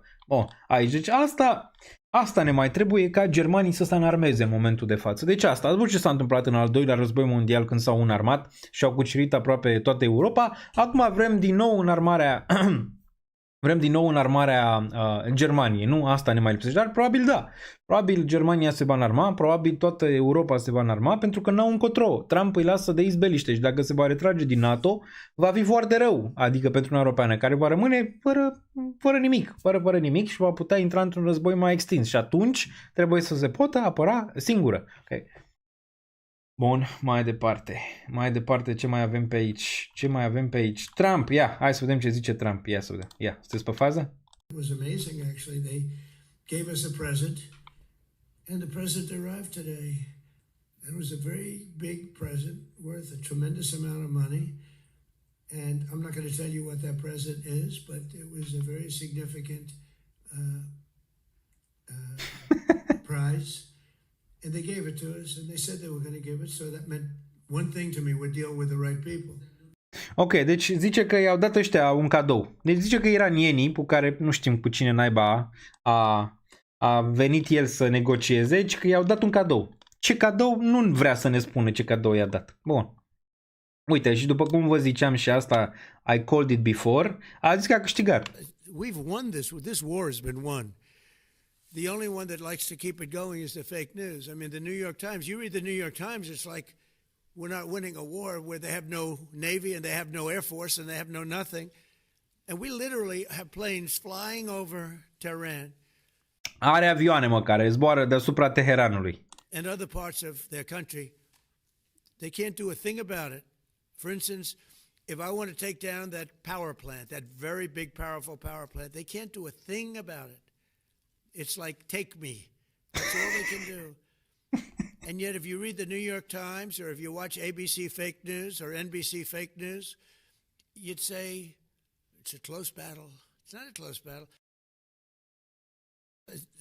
Ok, deci da, Trump being Trump. Hai să dacă mai e ceva pe aici. SUA pregătește, uite, desfășurarea unei brigăzi de luptă pentru operațiuni legate de Iran. Pe de altă parte, de asta zic, ăsta e planul. Îi amețește pe o parte că face deal-ul, le dă, e și amenință prima dată, pe urmă le zice 48 de ore, pe urmă 5 zile, pe urmă 30 de zile și ceasefire, ok, ca să ducă piețele în jos. Pe de altă parte, izraelienii, în momentul de față, 400.000 de rezerviști au chemat și s-a aprobat în Parlament. Și pe de altă parte, știrea pe care o vedem aici, SUA pregătește desfășurarea unei brigăzi de luptă pentru operațiuni legate de Iran. Deci e destul de clar că la un moment dat îi va lua prin surprindere, mai ales în zona strâmtorii Hormuz și va da deploy la personal acolo, probabil și Statele Unite, dar puțin, dar în mare parte probabil Israelul. Da? Mi se pare destul de clar că ăsta e planul. Cum vor reacționa piețele? Bine, cred. De ce? Păi dacă se întâmplă asta, ar trebui, dacă Trump reușește să deblocheze strâmtoarea, ar trebui să reacționeze bine. Dacă totuși Trump face deploy la trupe, adică duce trupele în Iran, sau Israelul duce trupele în Iran și nu se întâmplă să reușească să deblocheze strâmtoarea, atunci ar fi nasol și piețele ar corecta. Ok. Bun. Mai departe. Mai avem ceva aici. Da, mai avem. Iran ar cere până la 2 milioane pentru trecerea prin strâmtoarea Hormuz. Deci, băi, voi vă dați seama, Iran în momentul de față cere în fața Statelor Unite, care are cea mai mare armată din lume, cere Iranul ca să deblocheze strâmtoarea Hormuz? Incredibil, dar adevărat așa ceva. Circle scade cu 15% după schimbări majore pe stablecoins. Asta v-am zis-o și la început, după cum se poate vedea. Acțiunile Circle au scăzut cu aproximativ 15% după ce acordul din Clarity Act a schimbat regulile jocului pentru stablecoins. Ce s-a decis aici? S-a decis că nu va mai fi permis yield-ul pe soldurile de stablecoin, doar recompense bazate pe activitate, după cum am zis, dar nu pe deținere. Stablecoins nu vor putea funcționa cu depozite cu dobândă. Okay? Da, deci pare că asta se va decide în final și băncile vor câștiga, dar asta e bine pentru ETH și asta e bine pentru DeFi dacă te gândești. Deoarece trebuie să folosești DeFi, trebuie să folosești ETH, trebuie să folosești toate structurile astea ca să ai yield în continuare. Ceea ce e bine. Înseamnă că dă use case în continuare pentru ETH. Pare ok. Pentru overall pe cripto. Și uite asta, de ce Bitcoin nu scade? Pentru că Bitcoin ETF-urile rezistă fluxuri puternice în ciuda scăderii prețului și le putem vedea aici, ok? Le putem vedea aici. ETF-urile de Bitcoin arată o reziliență rar întâlnită în piețe. Datele, plus 2,5 miliarde inflows luna aceasta. Big, la distanță mică de o recuperare completă a ieșirilor pe 2026. iBit este deja peste, adică ăștia au acumulat mai mult decât au vândut. În top 2% dintre toate ETF-urile după inflows year to date. Okay. Bitcoin a scos 40% în ultimele 6 luni, în mod normal astfel de scăderi duc la capitulare masivă, dar investitorii au rămas în piață. Context important, când aurul a scăzut minus 40% cu 10 ani, aproximativ unul dintre investitori au ieșit. Comportament normal într-un bear market. Bitcoin nu a văzut același nivel de panic selling. Investitorii par mai convinși pe termen lung, structura pieței devine diferită față de ciclurile anterioare, ceea ce eu v-am spus. Ce înseamnă asta? Cererea instituțională este mult mai stabilă, ETF-urile acționează ca un buffer împotriva volatilității, Bitcoin începe să se comporte ca un asset matur, nu ca unul doar speculativ. Pe scurt, în timp ce prețul a scăzut, banii nu au plecat, iar asta spune tot. Deci, IB2, în momentul de față, year to date, e cu 2% mai mult în acumulare decât era acum o lună de zile când ați văzut vânzarea respectivă. Și asta trebuie să spună tot în ceea ce înseamnă acumularea de Bitcoin. Okay. Ceea ce e bine, ceea ce este foarte, foarte bine aici. Okay. De asta nici Bitcoin nu mai scade. Iar Aici putem vedea pe Sailor care Bitcoin a făcut bottom, MSTR rămâne puternic, ceea ce nu știu dacă pot să fiu de acord pentru că, MSTR a corectat destul de mult. Analiștii de la Bernstein, adică nu eu, spun că Bitcoin a atins probabil minimum și este pregătit pentru o nouă fază de creștere, menținând un target de 150 pentru 2026. Nu-mi plac de obicei analiștii, de obicei când zic, mai ales ea de la JP Morgan, ăștia de la Bernstein sunt mai ok. Dar când zic ea de la JP Morgan ceva, se întâmplă total invers, ok? În general. Nu știu, 150.000 pare mult când Bitcoin a picat sub 70.000. Dacă ținea 70.000 puteai să faci caz, că oricum aia era ideea, că Bitcoin va testa 70.000 și apoi va face all-time high. Acum când a picat sub 70.000 s-a dus la 60.000, dacă testa 60.000 anul ăsta eu o să fiu fericit. Ce se întâmplă? BTC a scăzut minus 5% de la maxim, dar a format un bottom, sentimentul începe să se inverseze. Capitalul instituțional revine treptat. Aici, despre strategii, deține 3,6 din supply total de Bitcoin, aproximativ 53,5 miliarde. Momentan, Sailor vrea să forțeze un bottom mai devreme prin STRC, prin acel nou instrument pe care l-a făcut pentru a împrumuta bani pentru a cumpăra Bitcoin și momentan îi merge și poate să meargă o perioadă de timp, dar asta în confluență cu aceste flow-uri instituționale poate să forțeze un bottom mai devreme, absolut poate să forțeze un bottom mai devreme dacă Sailor tot face rost de bani și am văzut că acum a făcut rost de vreo 4-5 miliarde în continuare să cumpere, deci nu, a zis că în fiecare lună cumpără. Retrage supply de pe exchange-uri, ok, retrage supply de pe piață, chiar dacă deal-urile sunt tot EC, apoi vin ETF-urile, cumpără și alea trebuie să cumpere spot. Și atunci, se va observa în preț, după cum se observă și în momentul de față. Deci câteva chestii de nuanță care ar putea forța, poate un bottom mai rapid decât în ciclurile precedente, în care acum toată lumea, toți enoriași așteaptă bottom în octombrie, ca ceasul elvețian. Bun. CEO de la BlackRock spune că tokenizarea poate schimba finanțele, ceea ce făceam și eu imediat. CEO BlackRock spune că tokenizarea poate schimba finanțele ca internetul 1996. Harry Fink, CEO-ul BlackRock, spune că tokenizarea activelor ar putea transforma sistemul financiar, la fel cum a făcut internetul în 1990. Tokenizarea ar putea avea un impact similar ca internetul în 1996, ar schimba modul în care sunt deținute, tranzacționate și accesate activele, ar face piețele mai eficiente și mai accesibile global. Aici. Da, sunt de acord și asta se va întâmpla destul de bine, v-am zis și eu, înaintea lui Larry Fink. Slovenia, vă ziceam, devine prima țară în care introduce raționalizarea combustibilului. Da, următoarea criză și ar putea arăta. Ar putea veni din raționalizarea acestui combustibil, petrolului, și ar putea urma cu apă, hrană, energie, aia lui Georgescu, în care am mai putea avea și raționalizare la energie și pe urmă la apă și apoi și la hrană. Și atunci revenim cu toții și începem să ne creștem roșiile în grădină, începem să ne creștem castraveți și toate astea ca să putem supraviețui. Păi, pe vremea trecută, acum 20-30 de ani, de exemplu bunicii mei, eu o perioadă de timp am stat la țară, părinții mei lucrau, desigur, la oraș, în București, și eu am stat la țară de pe la 1 an de zile până pe la 5 ani de zile. Bunicii mei, da, pe care îi salut, bunica mea chiar acum se uită cel mai probabil la live-ul ăsta sau se va uita, îi arată mereu maica mea, își crește și în continuare și roșii, și cartofi, și castraveți în grădină. Deci totul era, să zicem, local acolo. Nu prea dai bani să te duci să cumperi chestii extra. 1 lei, cel mai probabil, un zahăr, dar restul, cartofi, legume, tot găseai în grădină. Adică oamenii se gospodoreau destul de bine în perioada respectivă. Putem ajunge acolo? Am putea, într-o structură în care se blochează toată zona asta de comerț și avem un disrupt la lanțurile de aprovizionare, ceea ce mulți analiști spun că e inevitabil la un moment dat, poți să intri într-o structură de genul respectiv în care mâncarea să fie foarte scumpă, foarte, foarte scumpă o perioadă de timp. Și atunci, da, te poți îndrepta din zona urbană mai mult spre zona rurală sau să începi și tu să faci anumite chestii, da? Să poți din nou să supraviețuiești perioadei respective. Dar da, ăștia nu vorbesc degeaba de chestiile astea. Cumva e un plan acolo și Georgescu ăsta, așa cum e el, bă, pare că de undeva a fost el pe niște grupuri și a auzit niște conversații, cel mai probabil, da? Deoarece deja vedem o criză a energiei.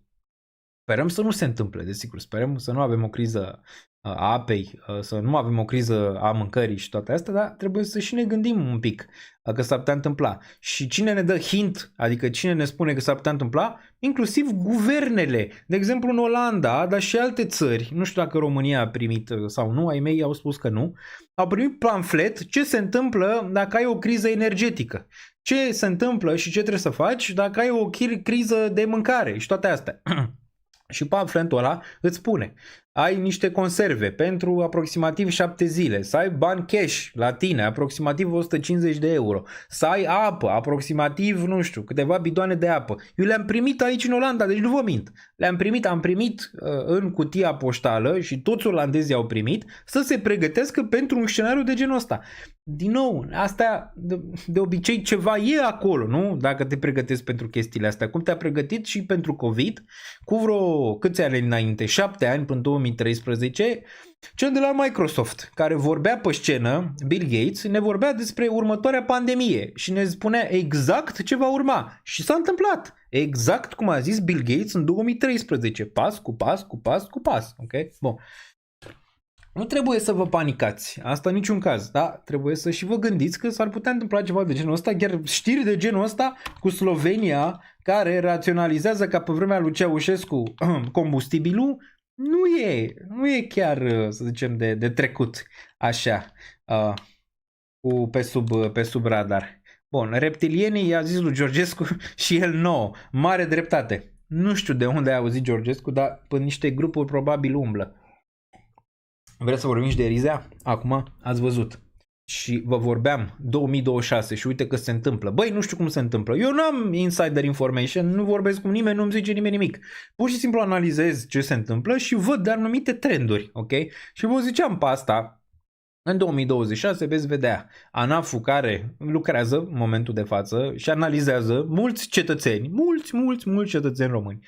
Ok, în momentul ăsta, mai ales pe cei pe zona de risc, așa, și o să vedeți cătușe și o să vedeți ridicări de mașini foarte multe și o să vedeți haos și o să vedeți dezastru și că România nu o să mai aibă bani. Vă ziceam de anul trecut asta, oricum, da. Bun, și se întâmplă, în momentul de față, fix asta se întâmplă. Acum, Rizea, ok, ce zice Rizea? Mare parte din ce zice este corect? Absolut, da. Mare parte din ce spune, dacă te uiți, este corect.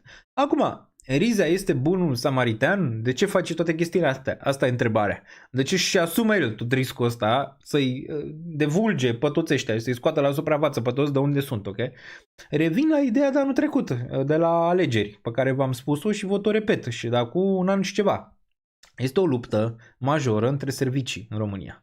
O luptă majoră care în momentul de față o vedem cu toți, e pe față în momentul ăsta. Plus, e și un semnal de sus, de tot, că România trebuie curățată.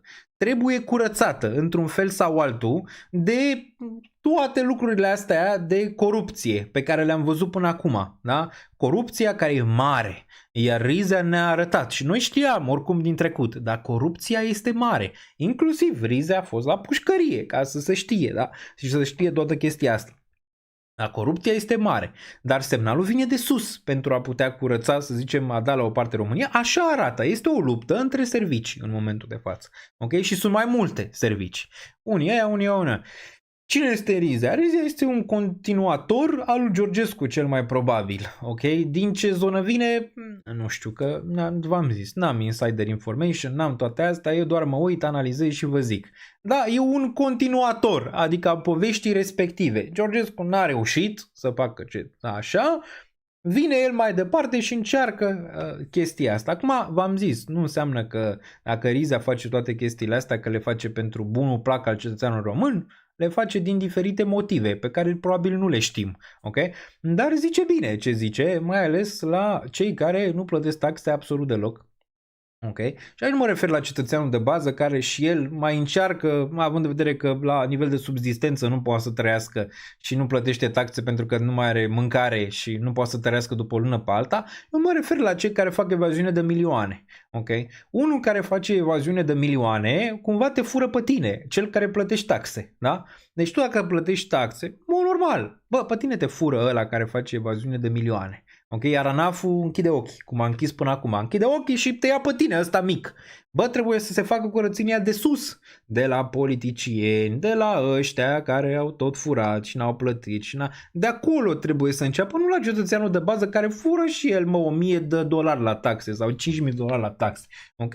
Nu ăla, pe ăla trebuie să-l încurajezi, nu neapărat să fure. Da? Să îi dai respiro ca să poată să consume în economie. Păi ia mari, acolo e problema și de-aia nu se colectează suficient. Plus, asta trebuie să facă ANAF în prima fază, trebuie să ia pe ea mari, pești mari, ca să arate că lucrează și cetățeanul să vrea să plătească taxe în România, că de ce să plătesc taxe dacă ei fură, înțelegi ce zic?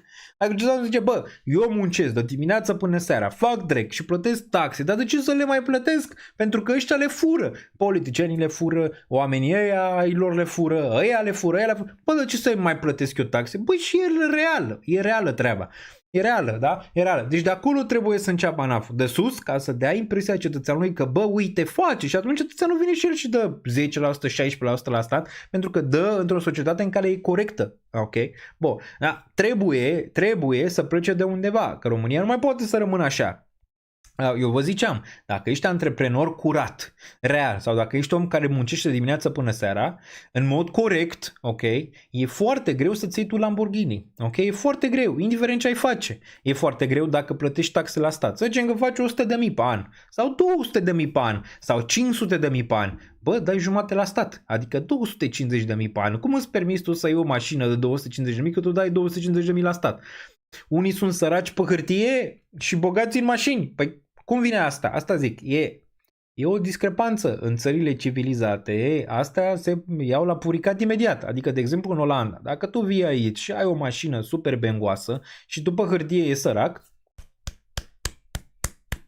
alo, vine și îți bate la ușă, vine, bam, ce s-a întâmplat, de unde ai, aia, știi? Adică dacă vrei o societate așezată, asta e, da, ANAF-ul trebuie să înceapă de sus, tată, nu începe de la ala de jos care oricum e vai mama lui, nici la de la mijloc.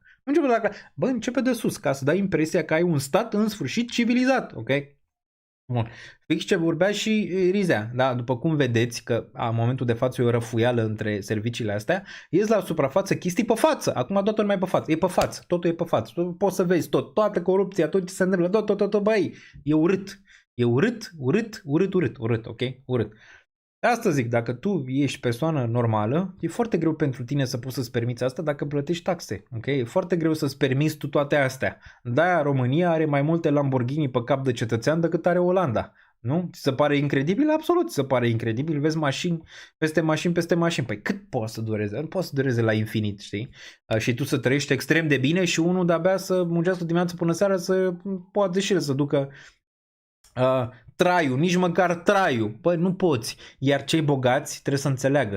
Trebuie să înțeleagă asta. Trebuie să înțeleagă că toți suntem aici împreună în toată treaba asta și taxele trebuie plătite. Acum, că poate taxele sunt prea mari, absolut. Asta vine din idioțenia celor care vor să le colecteze pentru că nu le colectează de la aia care trebuie. Ok? De asta și ți le pasează ție. Ok? Să ți le paseze și ți le crezi ție. Că oricum ăia le plătim. Ok? Bun, deci asta zic. Asta e treaba cu Rizea. Măcar vedem și noi ceva și asta e partea bună din situație. Măcar vedem și noi ceva pe față în momentul ăsta și nici nu mai poți să zici că nu e așa.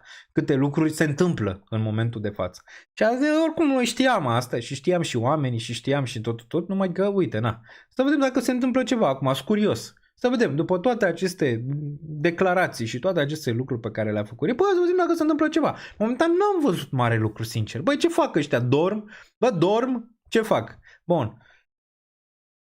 Riza e un clown, a stat și în Chișinău o perioadă până i-au dat deport. Nu știu dacă e sau nu, dar clar că primește informații dintr-o anumită zonă. Că, eu primesc informații despre toate chestiile astea? Nu primesc. Dacă primești informații din zonele alea, trebuie să vii într-o anumită zonă, dacă mă înțelegi ce vreau să zic. Nu oricine primește informațiile pe care le primește. Alea sunt informații clasificate, sunt informații din dosare, sunt informații, să zicem, pe care nu le știe toată lumea pe care le primește el. Că e folosit? Probabil că da, e folosit de un anumit sistem, clar. Asta am zis. Este cumva săgeata. E săgeata, bun. Riza este trompeta lui Georgescu, vrea și la Ciolan. Nu este trompeta, este continuatorul, dacă mă înțelegi. Deoarece acum valul cu Georgescu scade, pentru că ăștia l-au interzis peste tot. Și, na. Riza e un fel, e o combinație între Șoșoacă, Vadim și Lasconi, dacă mă înțelegi ce vreau să zic. Cam asta, cam pe acolo ar fi din punctul ăsta de vedere. În tot timpul ăsta, Nicușor Dan vine și râde în continuare la conferințele de presă. De ce? Nu știm. Dar să zică și el, băi, uite ce se întâmplă, domnule președinte, în țărișoara noastră dragă, uite ce se întâmplă. Taxele, alea, treburile, răfuiala între vagabonți. Băi, nimic, absolut nimic. Noi suntem cu reformele, mergem mai departe cu reformele până în noroc ce m-a spus că au venit minerii. După 15 au venit minerii, băi, în București. Au venit mineri, nu știu, la găsim aici, dar na. Ce au venit minerii, le-a ajuns omului din nou la os. I-a ajuns la os treaba ce se întâmplă în România. Pentru că e un stat fără cap în momentul de față. Trebuie să-i se pună cap undeva. Bun. Mergem mai departe. Riza PSD-istul. Nu există PSD, PNL, astea. Eu v-am mai spus despre ele, mulți m-ați înjurat așa. Că, domnule, iau eu partea lui X și Y. Păi eu iau partea doar a voastră, mă. A noastră, a românilor, că de-aia am și tricoul ăsta aici. Nu iau partea lui X și Y. Bun. Acolo și toate informațiile se fac informări preventive în multe locuri, inclusiv în mall-uri. Păi da, se fac informări, se face și nu se întâmplă nimic. Ok. Bun, mai departe. Bun, mai lăsați comentarii. Mai lăsați comentarii aici. Aș vrea să iau o poziție pe fertilizant mosaic pe bursă. Este o întrebare bună. Ne uităm, uite, fertilizantul ăsta a crescut prețul, nu? Din cauza conflictului din Orientul Mijlociu. Dar dacă vine acea criză de care ne vorbea Georgescu, apă, hrană, energie, așa, ce o să urce, nu? Că asta ne interesează. Bă, ce o să urce? Și în ce trebuie să vă uitați atent? La ce? Acțiuni? Criptomonede? Nu. Trebuie să vă uitați atent la grâu și porumb. Grâu și porumb. Astea două, ok? Deci dacă vine criza, grâul și porumbul se vor tranzacționa sus rău de tot, ok? Sus rău de tot se vor tranzacționa dacă vine această criză. Și toate cele care sunt legate de aceste resurse de mâncare. Okay, bun. Bun. Îți iei Lambo, BMW pe firmă, magazin mixt de țară. Păi cum e asta? Știi cum e aici în Olanda? Ca să zic. Dacă vrei să-ți iei mașină pe firmă în Olanda, așa, și deduci TVA-ul, ok, o să intri pe o listă respectivă, să vadă dacă tu mașina respectivă o folosești în business sau nu, adică în fiecare zi la modul real. Și ai un număr de kilometri pe care poți să-l folosești, dacă treci de la să fac controale, tată. Adică să fac controale. Aici foarte puțin își pun mașinile pe firme, pentru că dacă treci de anumite ore pe care le ai, pe urmă trebuie să plătești din buzunarul tău. Plus, aici sunt taxe dacă folosești din buzunarul tău pe care trebuie să le plătești anual. Ok? Deci nu are sens atât de mult aici, că ăștia au închis. Olandezii au închis toate loophole-urile astea aici de multă vreme. Ok? De asta aici mai merge societatea cât de cât. Nu e o societate perfectă, e una destul de controlată, am mai vorbit. Un fel de socialismo-democrație, așa, da, bă, la ei merge.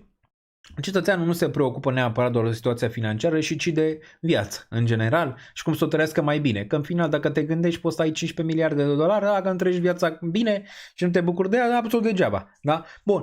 Da, aici, în Olanda, e foarte complicat să spui mașina pe firmă, pentru că dacă o folosești mai puțin de, 50% din timp pentru firmă și pentru tine privat, nu are sens absolut deloc să o faci, iar taxele sunt mult mai mari decât pe privat.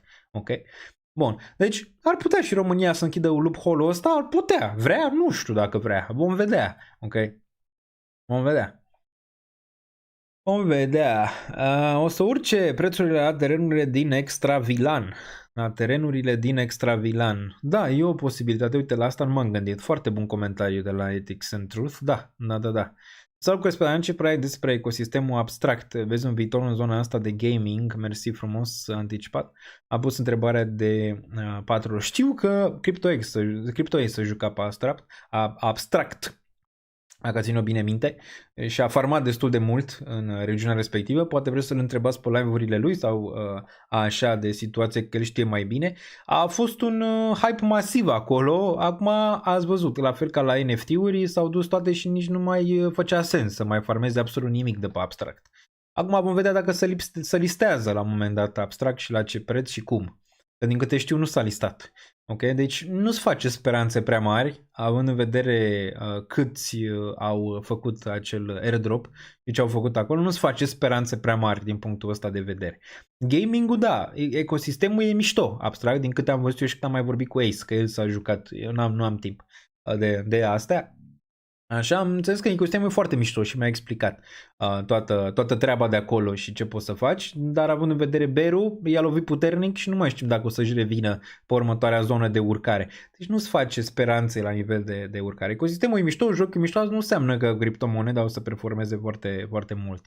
Dacă ai farmat ceva, ține de farming-ul ăla și cam atât. Poți să cumperi o mașină mai veche de 15 ani pe firmă și poți conduce pe firmă, dar și privat fără număr de kilometri. Asta unde?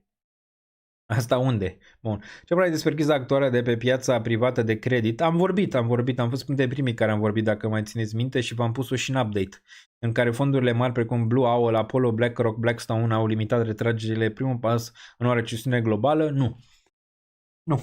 Mulți fac aceeași paralelă cu aceste fonduri de credit privat cu ce s-a întâmplat în 2007.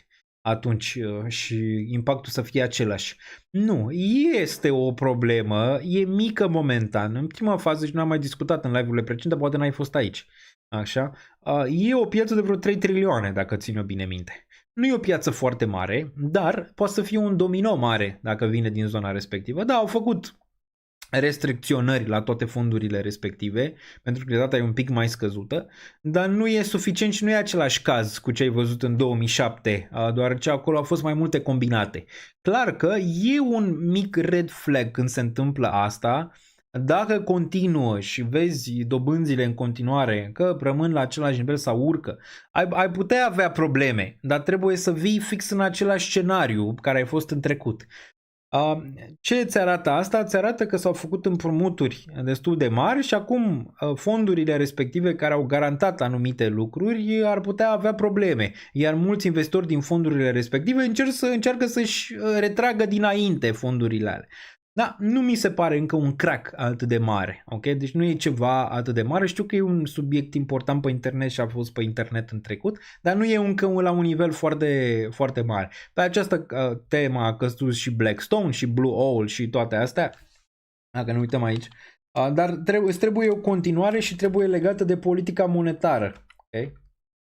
Imediat îl găsesc. Blue Owl. Blue Owl Stock.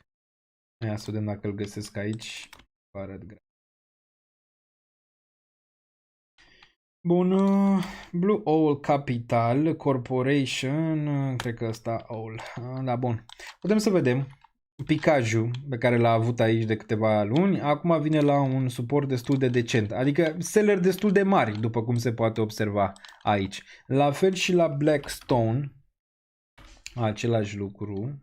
Okay. Blackstone, care a căzut destul de mult, dar vine la un suport destul de important în regiunea asta. Da, ca să-ți răspund la întrebare, e un mic red flag, dar singur el nu poate duce la o criză financiară.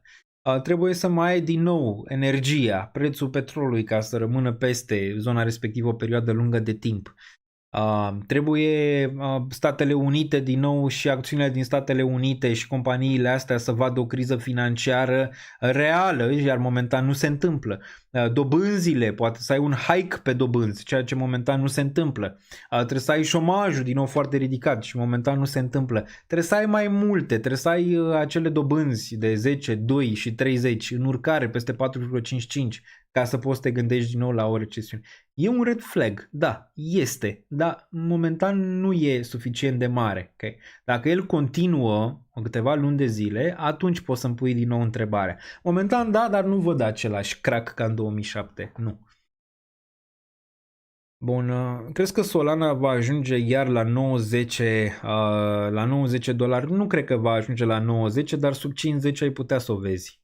Adică undeva între 20 și 50.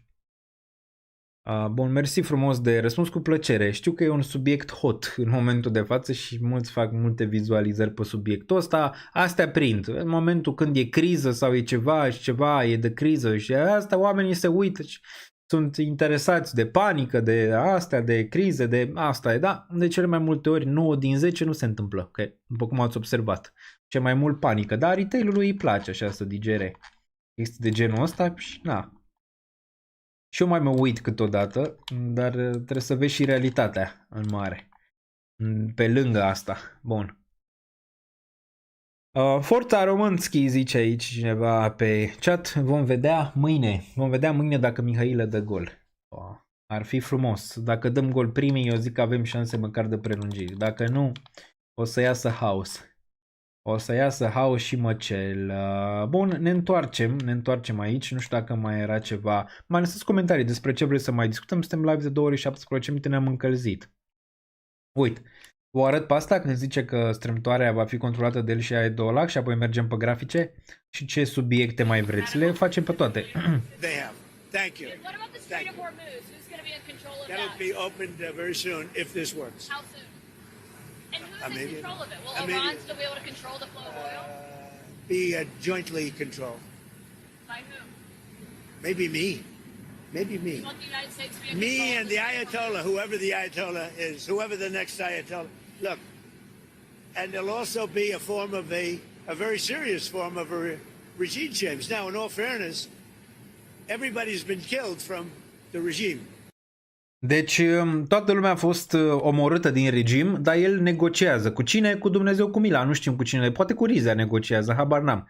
Adică el negociază și a zis că strâmtoarea va fi controlată de el și de Ayatollah. Păi care Ayatollah? Ayatollahul gay al... Nu mai zicem. Bun. Mai departe. Ăla pe care nu l-a văzut nimeni. Apropo. Petrolul scade sub 100, da? Vă ziceam că o să scadă sub 100, că nu poate să reziste acolo. Iran susține Trump altă înapoi după amenințări. Deci, da. Pe de altă parte, Iran zic că n-a dat înapoi, a fost Taco Trump. Ăștia zic că a fost Taco Trump. Aici. Și nu a dat înapoi pentru că vrea să negocieze, ci a dat înapoi pentru că l-au amenințat ăștia aici. Trump a dat înapoi din cauza amenințărilor Iranului. Trump a anunțat o pauză de 5 zile aici. Iranul a răspuns cu amenințări de represalii în regiune. Bun, Iranul prezintă decizia ca o victorie și a retragerea SUA. Păi fix asta vrea să creadă Trump. Să creadă ăștia că Trump dă înapoi. Okay? Până când le dă, era să zic nucleara, dar sperăm să nu se ajungă acolo. Bun. Mai departe. Despre Nike. Nu știu, văzusem ceva știri de la Nike. Bun, nu știu ce exact despre Nike. Despre acțiunea Nike. Sonia, da, vezi Alcoin mai devreme de 2027? Da, dar văd din nou pe utility. Numai când utility va veni, atunci va fi Altcoin Season și probabil va fi utility combinat cu meme utility Altcoin Season și atât. Nu vor crește toate, 10-20% și cam atât. Dar alea care vor crește vor performa foarte bine. Așa trebuia să se întâmple din 2022. Dar cumva am luat-o din nou într-o zonă de hype masiv care nu ne-a ajutat prea tare, după cum ați observat. Bun. Lovictură extinsă aici. Uite, asta vreau să vă arăt. Deci ați văzut startup-ul care pune gard virtual la vaci. Ați auzit-o pe asta? Un startup care a ajuns la 2 miliarde de dolari. Desigur, în spatele lui este Peter Thiel. Băi, cum se poate așa ceva? Deci Peter Thiel a băgat bani într-o companie care pune, o companie de AI, să zicem, care pune gard vacilor. Din nou, asta e important. De ce? Apă, hrană, energie. Hai să ne uităm aici. Uite. Na. Deci asta este, vă arăt imediat și vă arăt aici văcuțele. Uite-le aici. Le pune o zgardă frumoasă, după cum o vedeți, nu-i face rău vacii, da? Și uite ce ne zice, compania Halter din Noua Zeelandă atrage atenția investitorilor și este în discuție pentru o rundă de valoare de 2 miliarde. Aici, cu implicarea lui Till, ce face diferit? Folosește coliere smart alimentate solar pentru vaci. Monitorizează locația, sănătatea, temperatura, hrănirea și reproducerea. Fermierul controlează totul dintr-o aplicație. Băi, mi se pare genial. Cum funcționează? Fermierul trasează o linie pe hartă, acea linie devine gar virtual, când vacile se apropie, colierul vibrează și emite sunete. Turma poate fi mutată instant către o pășune sau o zonă de mulți. Model de business, uite, fermierii plătesc doar $5-8 pe vacă, pe lună. Deja implementat peste 70.000 de vaci în Noua Zeelandă, Australia și SUA. Oh, cel mai bun steak vine de acolo, deja mi se face gura apă. Sper că nu se uită indienii. Bun, elimină nevoia de garduri fizice și muncă manuală, reduce costurile și creșterea eficientă a fermelor.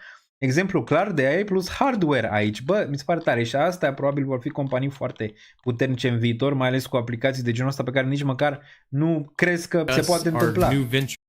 Și uite, se poate vedea aici aplicația și cum se mișcă. Uite. Și cum pune semnalul, îți pune o antenuță de genul ăsta, o să vedeți și până în România, probabil. Îți dai seama, o turmă de oi românească, să-i dăm asta lui Gigi. Bă, Gigi știe de asta. Să nu se mai ducă cu ciobanul, să mai dea bani la cioban. Dă direct la o turmă de oi, pune o zgardă de aia, bam, se duce Gigi, pune acolo gar virtual, de la stânga la dreapta, la pipera, stânga, bam, pune gar virtual și imediat. Bun, deci, da, tare, nu știu cum vi se pare vouă, dar mi se pare tare, uite aici. Mi se pare tare chestia asta. Virtual Friend și asta mi se pare aplicațiile care vor schimba și vor revoluționa lumea în viitor și vor face și foarte mulți bani. Okay? Uite că se poate vedea aici. Mișto. Uite, bam, pui gardul virtual aici și văcile nu mai pot trece de nivelul ăla, deoarece un sunet, le dă un sunet și se întorc, se opresc acolo. Okay? Și tu poți să le controlezi de la distanță. Ne facem și noi fermă de vaci de aici. Deci dacă vrem, ne facem o fermă de vaci, luăm o fermă de vaci în Argentina, în zonele astea, bam, luăm o aplicație de genul ăsta și controlăm de aici, de la distanță. Fie din Olanda, fie din România și ne facem fermă de vaci. Bam, și apă, hrană, energie, ne facem energia. Bun. Peter Thiel a finanțat ecosistemul abstract la început, nu știam asta, uite, mișto, v-am zis, nu m-am interesat de tare despre acest ecosistem, Ace știe mai multe. Bun, da, am citit despre asta, cred că o să rupă pe viitor, da, și eu cred. Vaci cu AirPods-uri, da, vacile cu AirPods-uri, mai pune și o muzicuță, un Beethoven, o ceva, bam, acolo în spate și bam, să vezi ce lapte dau, să vezi cât de bună este carnea, să vezi ce steak de la mișto. Argentinian, T-bone, bife de lomo. Deja trebuie să merg să mănânc un steak undeva săptămâna asta. Bun. La urși ar putea spune așa ceva, nu să-l... La urși ar putea să pună așa ceva, nu să-i omoare, da. La urși din cripto ar putea să le pună așa ceva, ar fi foarte bine dacă s-ar putea. Bun. O analiză pe Google-aie. Dar nu ne-am mai uitat de mult pe Google-aie. Te referi la Fear and Greed, nu? Fear and Greed. Ne uităm aici. Băi, un live pe care AI-ul nu poate să reproducă. Bă, nu poate. Momentan nu poate să reproducă și nu cred că o să poată niciodată. Asta rămân așa, îți dai seama. Dacă în viitor o să comunicăm prin gând, dați seama că asta rămân ceva vintage. Mă vorbea Daniel Niță 2 ore și 24 de minute. Erau oamenii care se uitau la el cum vorbea 2 ore și 24 de minute pe un viu grai. Îți dai seama. O să fie ceva spumos. Bun, Fear and Greed. Hai să ne uităm pe Fear and Greed. Fear and Greed Crypto, dar nu ne arată ce trebuie. Nu știu ce se întâmplă aici. Ceva e în neregulă. Că arătau diferit Google-aiele în trecut, acum arată altceva, nu știu, ciudat, au schimbat ăștia Fear and Greed-ul, l-au pus mai slab așa, sau, nu știu ce s-a întâmplat, vezi? Uite, acum arată așa, unde-s Google-aiele, băi?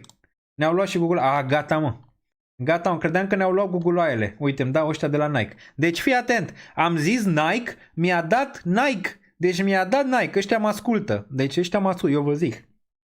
Ăștia mă ascultă. Am zis Nike, acum 10 minute m-a întrebat cineva de Nike. Uite, bă, mi-a dat Nike.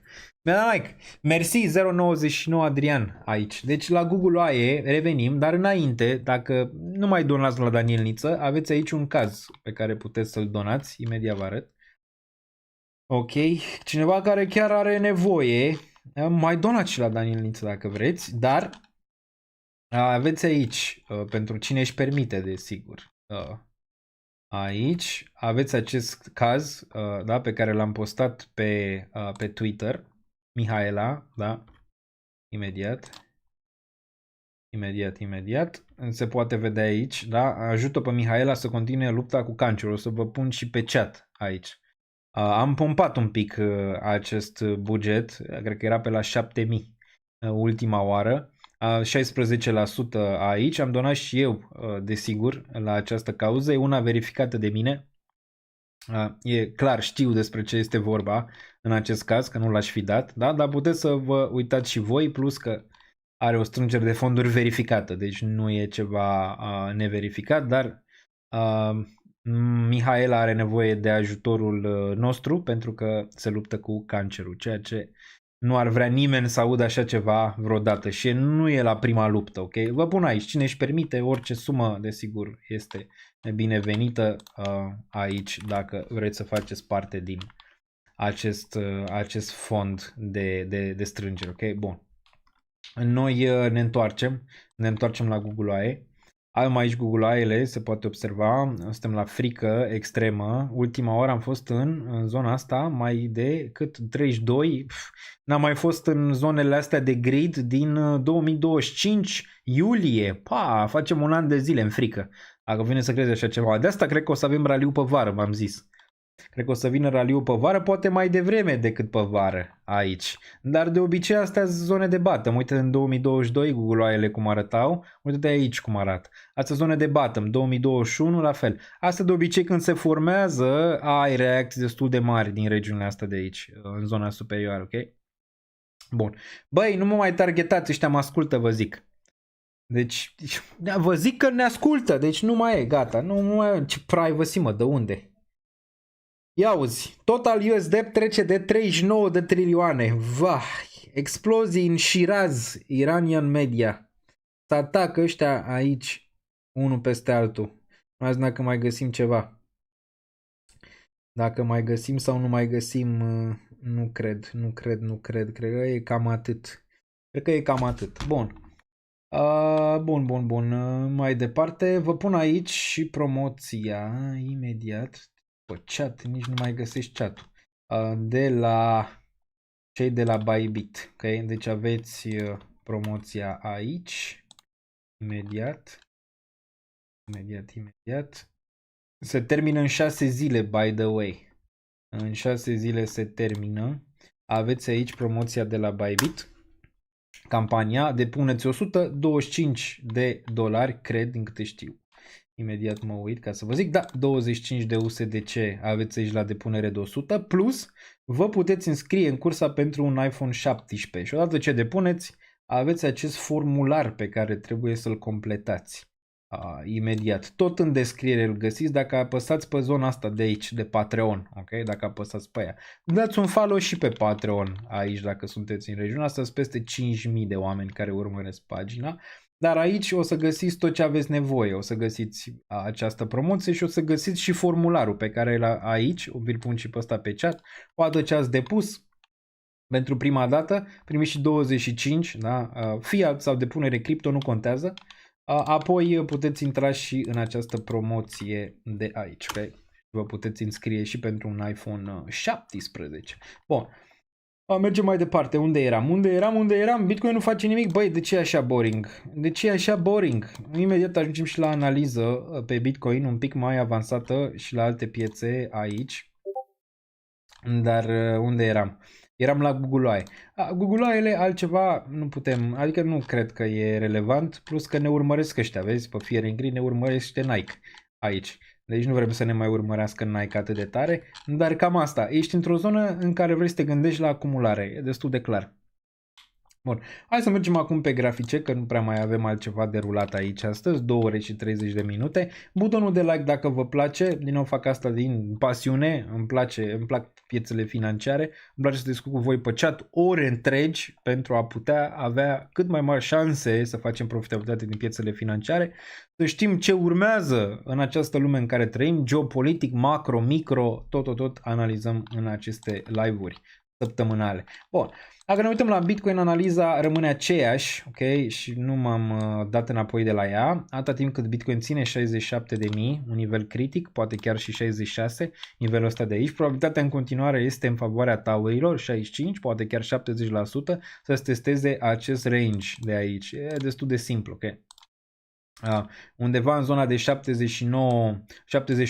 de mii, apoi e o posibilitate să ai o împingere și aici. În ce formulă? În formula în care chiar vine un deal și un ceasefire. Dacă vine un deal acum real, confirmat, și un ceasefire, adică oprirea focului pentru o lună de zile, în aprilie vom vedea Bitcoin aici, ok, în range-urile astea. Schimbă ceva la nivel de structură? Nu. De-abia aici schimbă la nivel de structură. De-abia cerea range-ul ăsta de 93-94.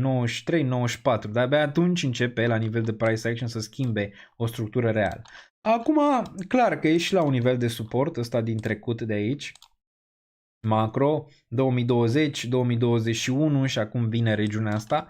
Desigur ne uităm și ce zic urșii pentru că na, și ei pot avea în final o dreptate aici. Urșii zic asta, ești într-un trend descendent și așa este în nivelul ăsta, faci un bear flag în range-ul ăsta și toată lumea se uită la asta în momentul ăsta, cum s-a uitat aici în zona asta și au avut dreptate, ok, în regiunea asta și cum a fost aici în zonele astea, ok, în care Bitcoin a făcut asta, același trend, a capitulat odată, se poate vedea, apoi s-a oprit aici, am fi aici în regiunea asta și aici din nou a făcut același lucru și de aici a capitulat mai departe încă o dată și pe urmă a mai capitulat încă o dată, ok, în regiunea asta de aici a pus un subsol, ok, la asta se uită urși.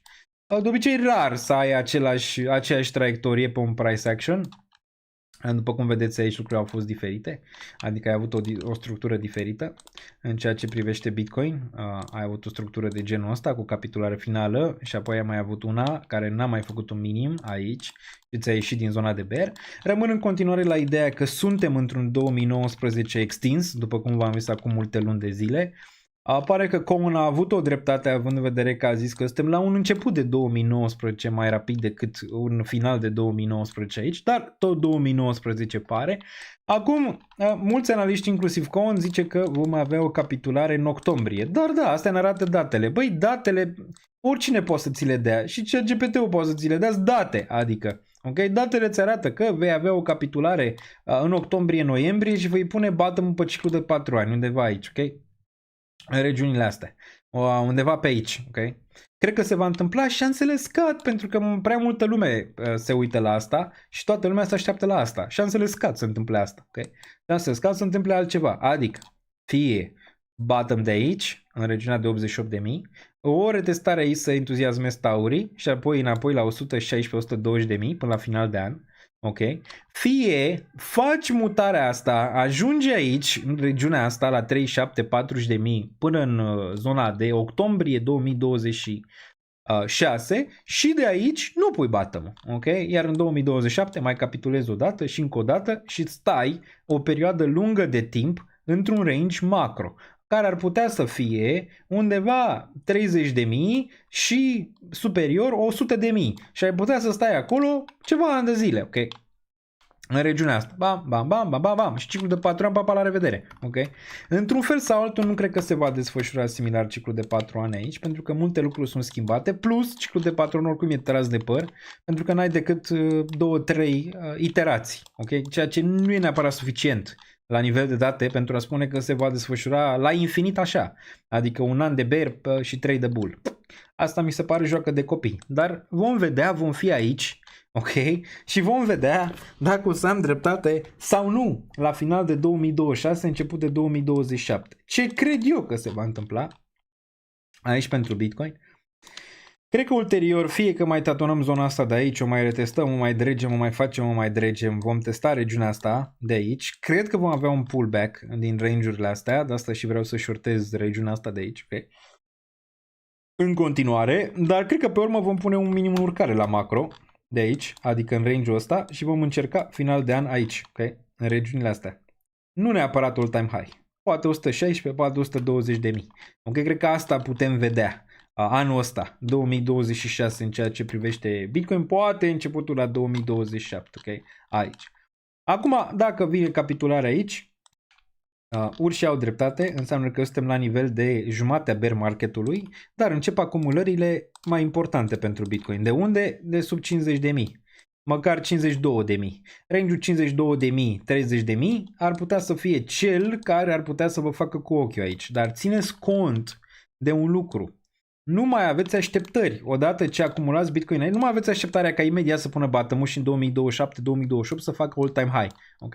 Doar ce e posibil să fiți dezamăgiți. Ca Bitcoin pe urmă, da, să pună un bottom prin zona asta, dar să dureze mult mai mult timp. De ce? Așa fac toate aseturile mature.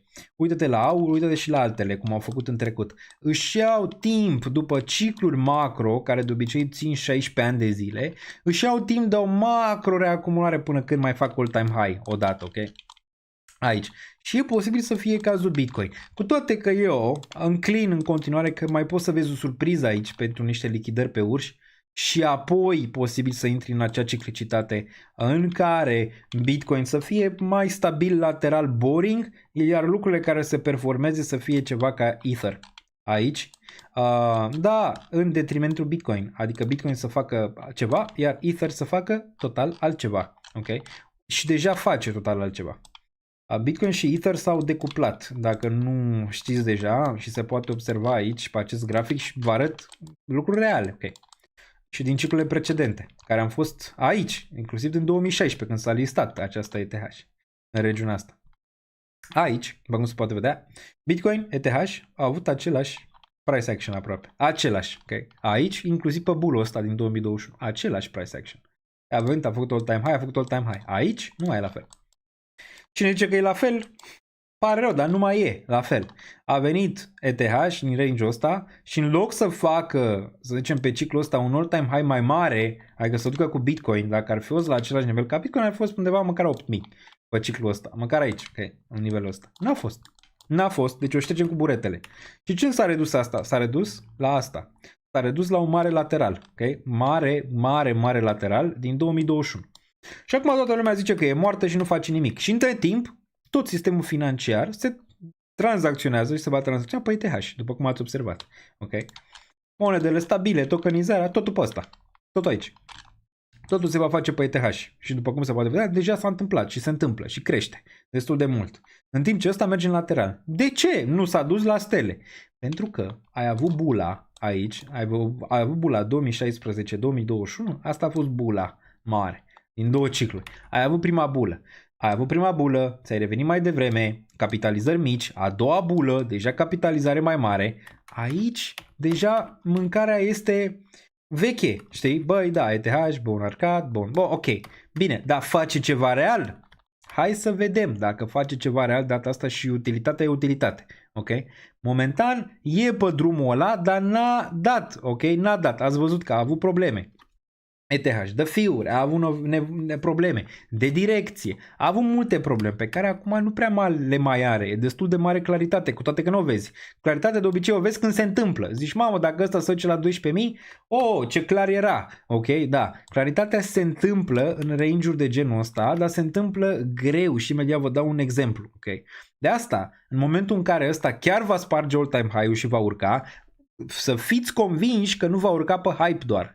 Va urca pe utility real. Adică o să vezi în sfârșit tokenizarea că vine, o să vezi în sfârșit că vine DeFi-ul, o să vezi în sfârșit că vin monedele stabile, o să vezi toate astea care o să ducă ecosistemul sus, o să vezi toate companiile și ETF-urile care au acumulat până acum ETH în regiunile astea, o să le vezi pe toate ca vin într-o zonă matură, piața se maturizează, ok? Și asta e începutul maturizării, am mai discutat. Nvidia, da? Care acum e la modă. Nvidia, hai să ne uităm. Doamnelor, domnișoare și domnilor, vă arăt din nou acest grafic. Nvidia, da? Nvidia. Bun. Dar hai să ne uităm aici. Păi ăsta a plecat de 99. Uite. Da? 99.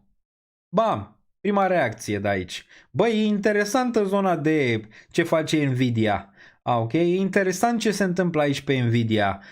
Da, chipuri, chestii. Interesant. Dar cine le folosește?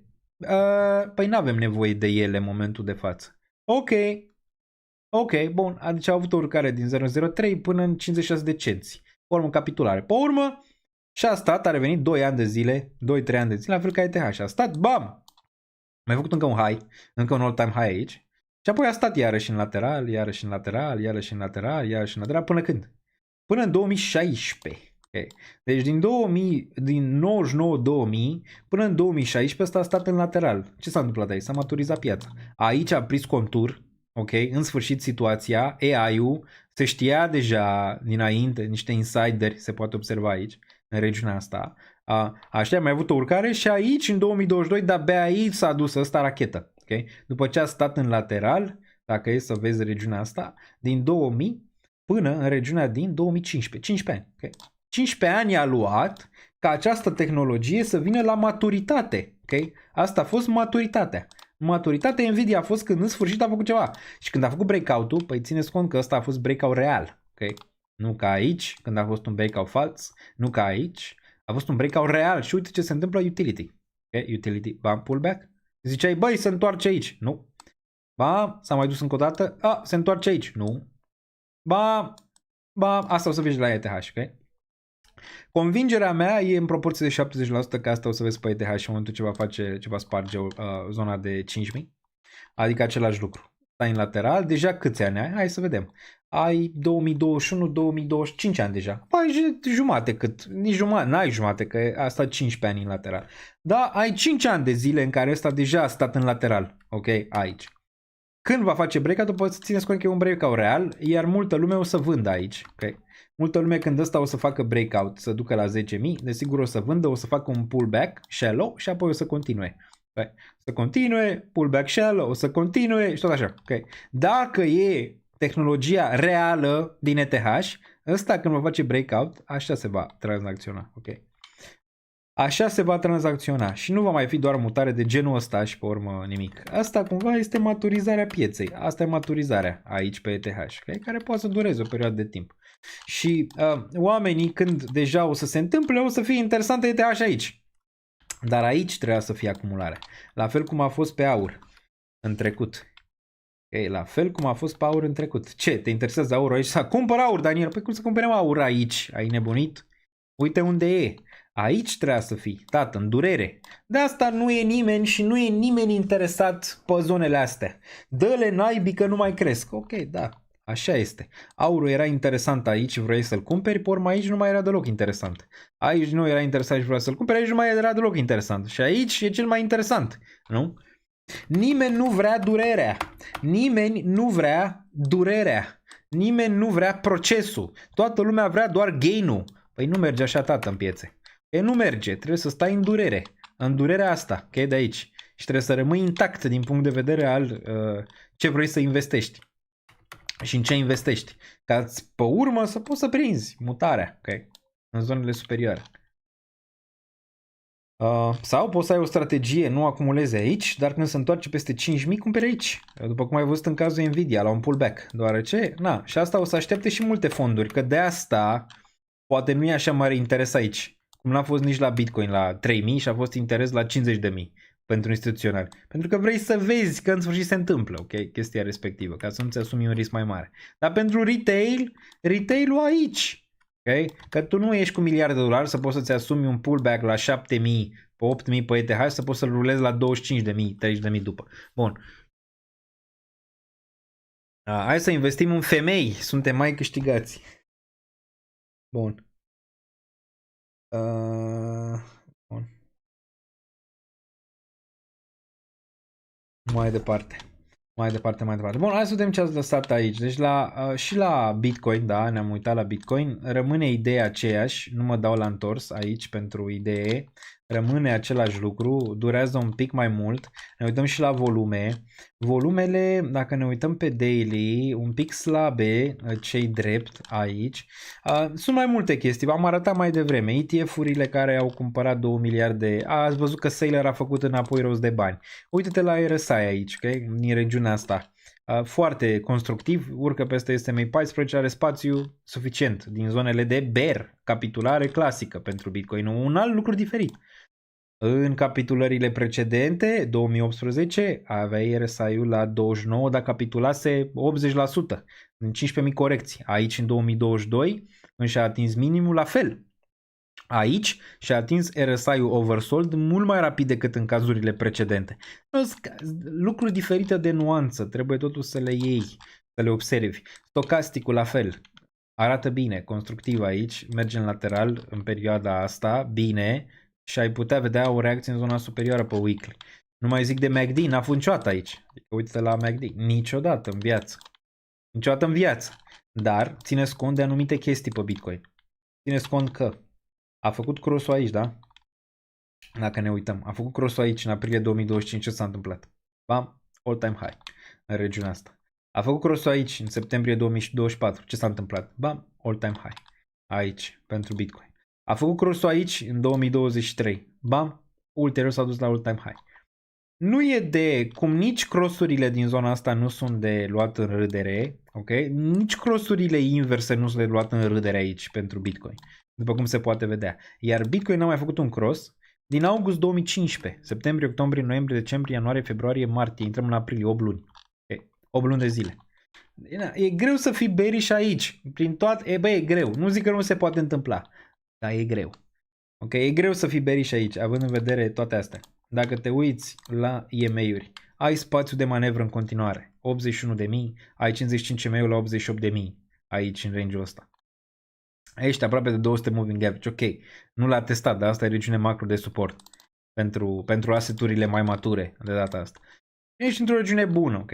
Ești într-o regiune bună pe BTC aici, în care poți să ai o creștere. Monthly-ul nu-ți arată mare lucru, 55 EMA-uri, da, tot poți să ai o creștere. O vedea dacă e subsolul absolut după, dar în mare parte ai testat 55 EMA, următorul target e 78.000, unde vine 100 EMA și ulterior 200 moving average, care e la 92, dar va corecta spre 87-88 în continuare aici. Deci rămâne aceeași idee aici pe Bitcoin, nimic nu s-a schimbat. La ETH același lucru. Da? La ETH același lucru. 55 EMA targetul ăsta a fost atins, dacă ne uităm din trecut. Era prima dată 2200 atins, următorul ar fi 2460. Pe ăsta nu l-a atins, okay, momentan. În continuare, cred că îl va atinge, da. Da, atâta timp cât ETH și Bitcoin, dacă Bitcoin ține 66, e ok. Dacă ETH ține 2037, e ok. Sub zona aia reevaluăm, dar până atunci e ok.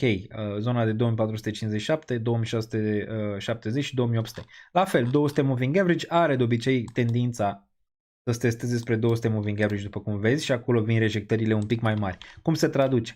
200 moving average în cădere momentan la 3100. Cred că în momentul când va pica sub 3000 vom încerca un retest în zonele respective.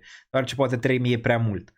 Deci când o să vezi 200 moving average pe la 2800-2700, e foarte probabil ca ETH să se testeze 200 moving average în zona aia. Ok, ai. Și apoi vom vedea probabil o rejectare, cum am zis, vom vedea cât de deep e. Și dacă spune un minim în urcare față de zona asta și apoi încearcă ulterior la 4500. Dacă vedem 4500 anul ăsta, eu sunt fericit pentru ETH. Aici, foarte, foarte fericit. Acum, cazul bearish, desigur, este 1000-1400 și toată lumea așteaptă regiunile astea de aici. Vrei să aștepți 1000-400-1000? Dacă vrei să deții ETH pe termen lung, răspunsul este nu.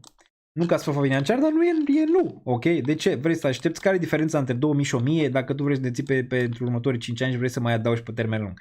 Nu e nicio diferență majoră. Ok? Între zonele astea. Mai adaugi și aici dacă e nevoie. În regiunea asta. Ar și ETH are cam aceeași, să zicem, idee ca Bitcoin. Un pic mai slab pe RSI și la rezistență, după cum se poate vedea, pe SMA 14. Stocasticul arată cel mai bine și la Bitcoin și la ETH aici, într-o secțiune de bottom, formațiune de bottom. Iar MACD-ul la fel, dar n-a făcut cross-ul. Așteptăm cross-ul pentru o confirmare aici și pe Ether. Okay. Cross-ul de cele mai multe ori îți duce la o urcare destul de frumoasă și pe Bitcoin și pe ETH, dar vrem să le vedem. clar că ești și într-o situație instabilă. Adică nu știi ce mai ce nebunul dă trea mâine, ce mai ce poi mâine, ce mai dă rachetă ăia, mai vine o nucleară, mai vine o bombă, o balistică. Trebuie să ții cont și de astea în 2026, pentru că asta e lumea în care trăim și așa se tranzacționează piețele acum, pe aceste știri. Bun. Deci cam asta la monthly, avem o lună pe verde, dar după 1, 2, 3, 4, 5, 6, în sfârșit poate facem și noi una pe verde, dar una nu e suficient. O să vrei o închidere peste 2438 pe monthly ca să pot să sper la un reversal real de aici pentru ETH. Bună seara, Dumitru.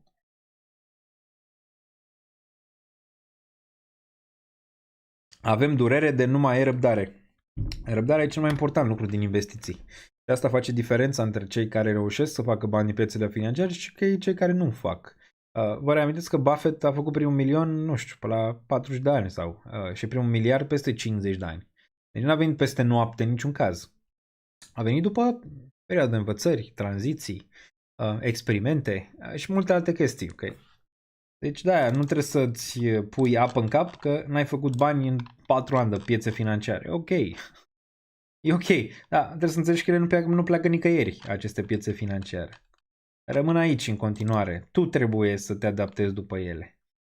Bun, deci la Bitcoin și ETH am zis, rămân zonele alea. Hai să vedem la UST.de ce se întâmplă aici. Bun. UST.de. Favorabil în continuare taurilor până în range-urile astea. Rămâne analiza. Atât timp că rămâne sub 794. E o distribuție aici de luat în considerare. Se poate observa. Destul de clar. Probabil aici. Dacă Bitcoin se duce peste 80.000, ăsta ar putea veni la 687 și de aici corelați, dacă vreți să zicem un short sau ceva. Sau o corecție, corelați UST.de cu Bitcoin. Dacă UST.de ajunge la 6.7, 6.8, la nivelul ăsta de suport de aici, e foarte probabil Bitcoin să fie 84.000 și atunci e foarte probabil să vezi o reacție de aici inversă. După cum ai văzut și în trecut, după cum se poate observa, ăsta e nivel de bounce de aici, ok? Pentru dominanță. Deci, pentru cei care tranzacționează cumulațiile pe astea două, dacă vreți să shortați Bitcoin, dacă urcă. Ok, dacă urcă aici la 6.7, 6.4, 6.4 aici, șanse destul de mari să vezi o corecție pe piețele de criptomonede. Ok, aici. Se poate vedea de ce. Ok.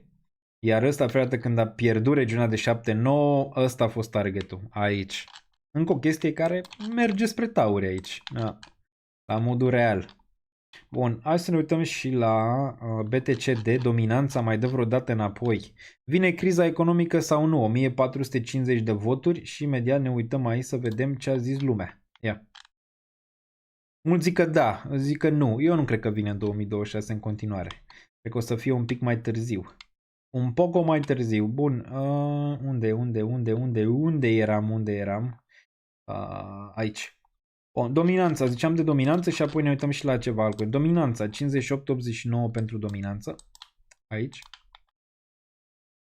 În continuare, e într-un lateral, după cum se poate observa. În continuare dă un pic înapoi. Asta e zona, trețimă 56% când pică sub 56% și asta e zona macro, 54%. Confirmă faptul că Bitcoin pierde putere față de altcoin-uri și atunci poți să vezi în sfârșit un altcoin season. Bun, reports of explosions of Amir Sultan Air Base in Saudi Arabia. Ok, Kuwait. Ok, și cam atât. Nimic relevant. Bun, cam atât pentru BTC. De aici nimic, adică nimic. În continuare arată bearish dacă te uiți la structură, dar nu vrea să pice deloc. Să ține aici sky. Să ține sky de nivelul ăsta. În total 3. Ne uităm și la ZK Sync imediat. Păi Gold mai ai răbdare? Greu să ai răbdare pe Gold. Adevărat, ce grăiești, fiule. Bun. Acolo ar trebui schimbarea de strategie la Gold. Bun, total 3 și ăsta ar putea vedea lucruri mai bune, măcar aici în primă fază 829. Dar rămâne sub presiune până când nu reia 830. Asta e nivelul de rezistență aici. 830, ți-l rea pe ăsta, ne ducem bine. Momentan nu. Others.de. Cum arată altcoin-urile în perioada viitoare? Ia să vedem. Others.d.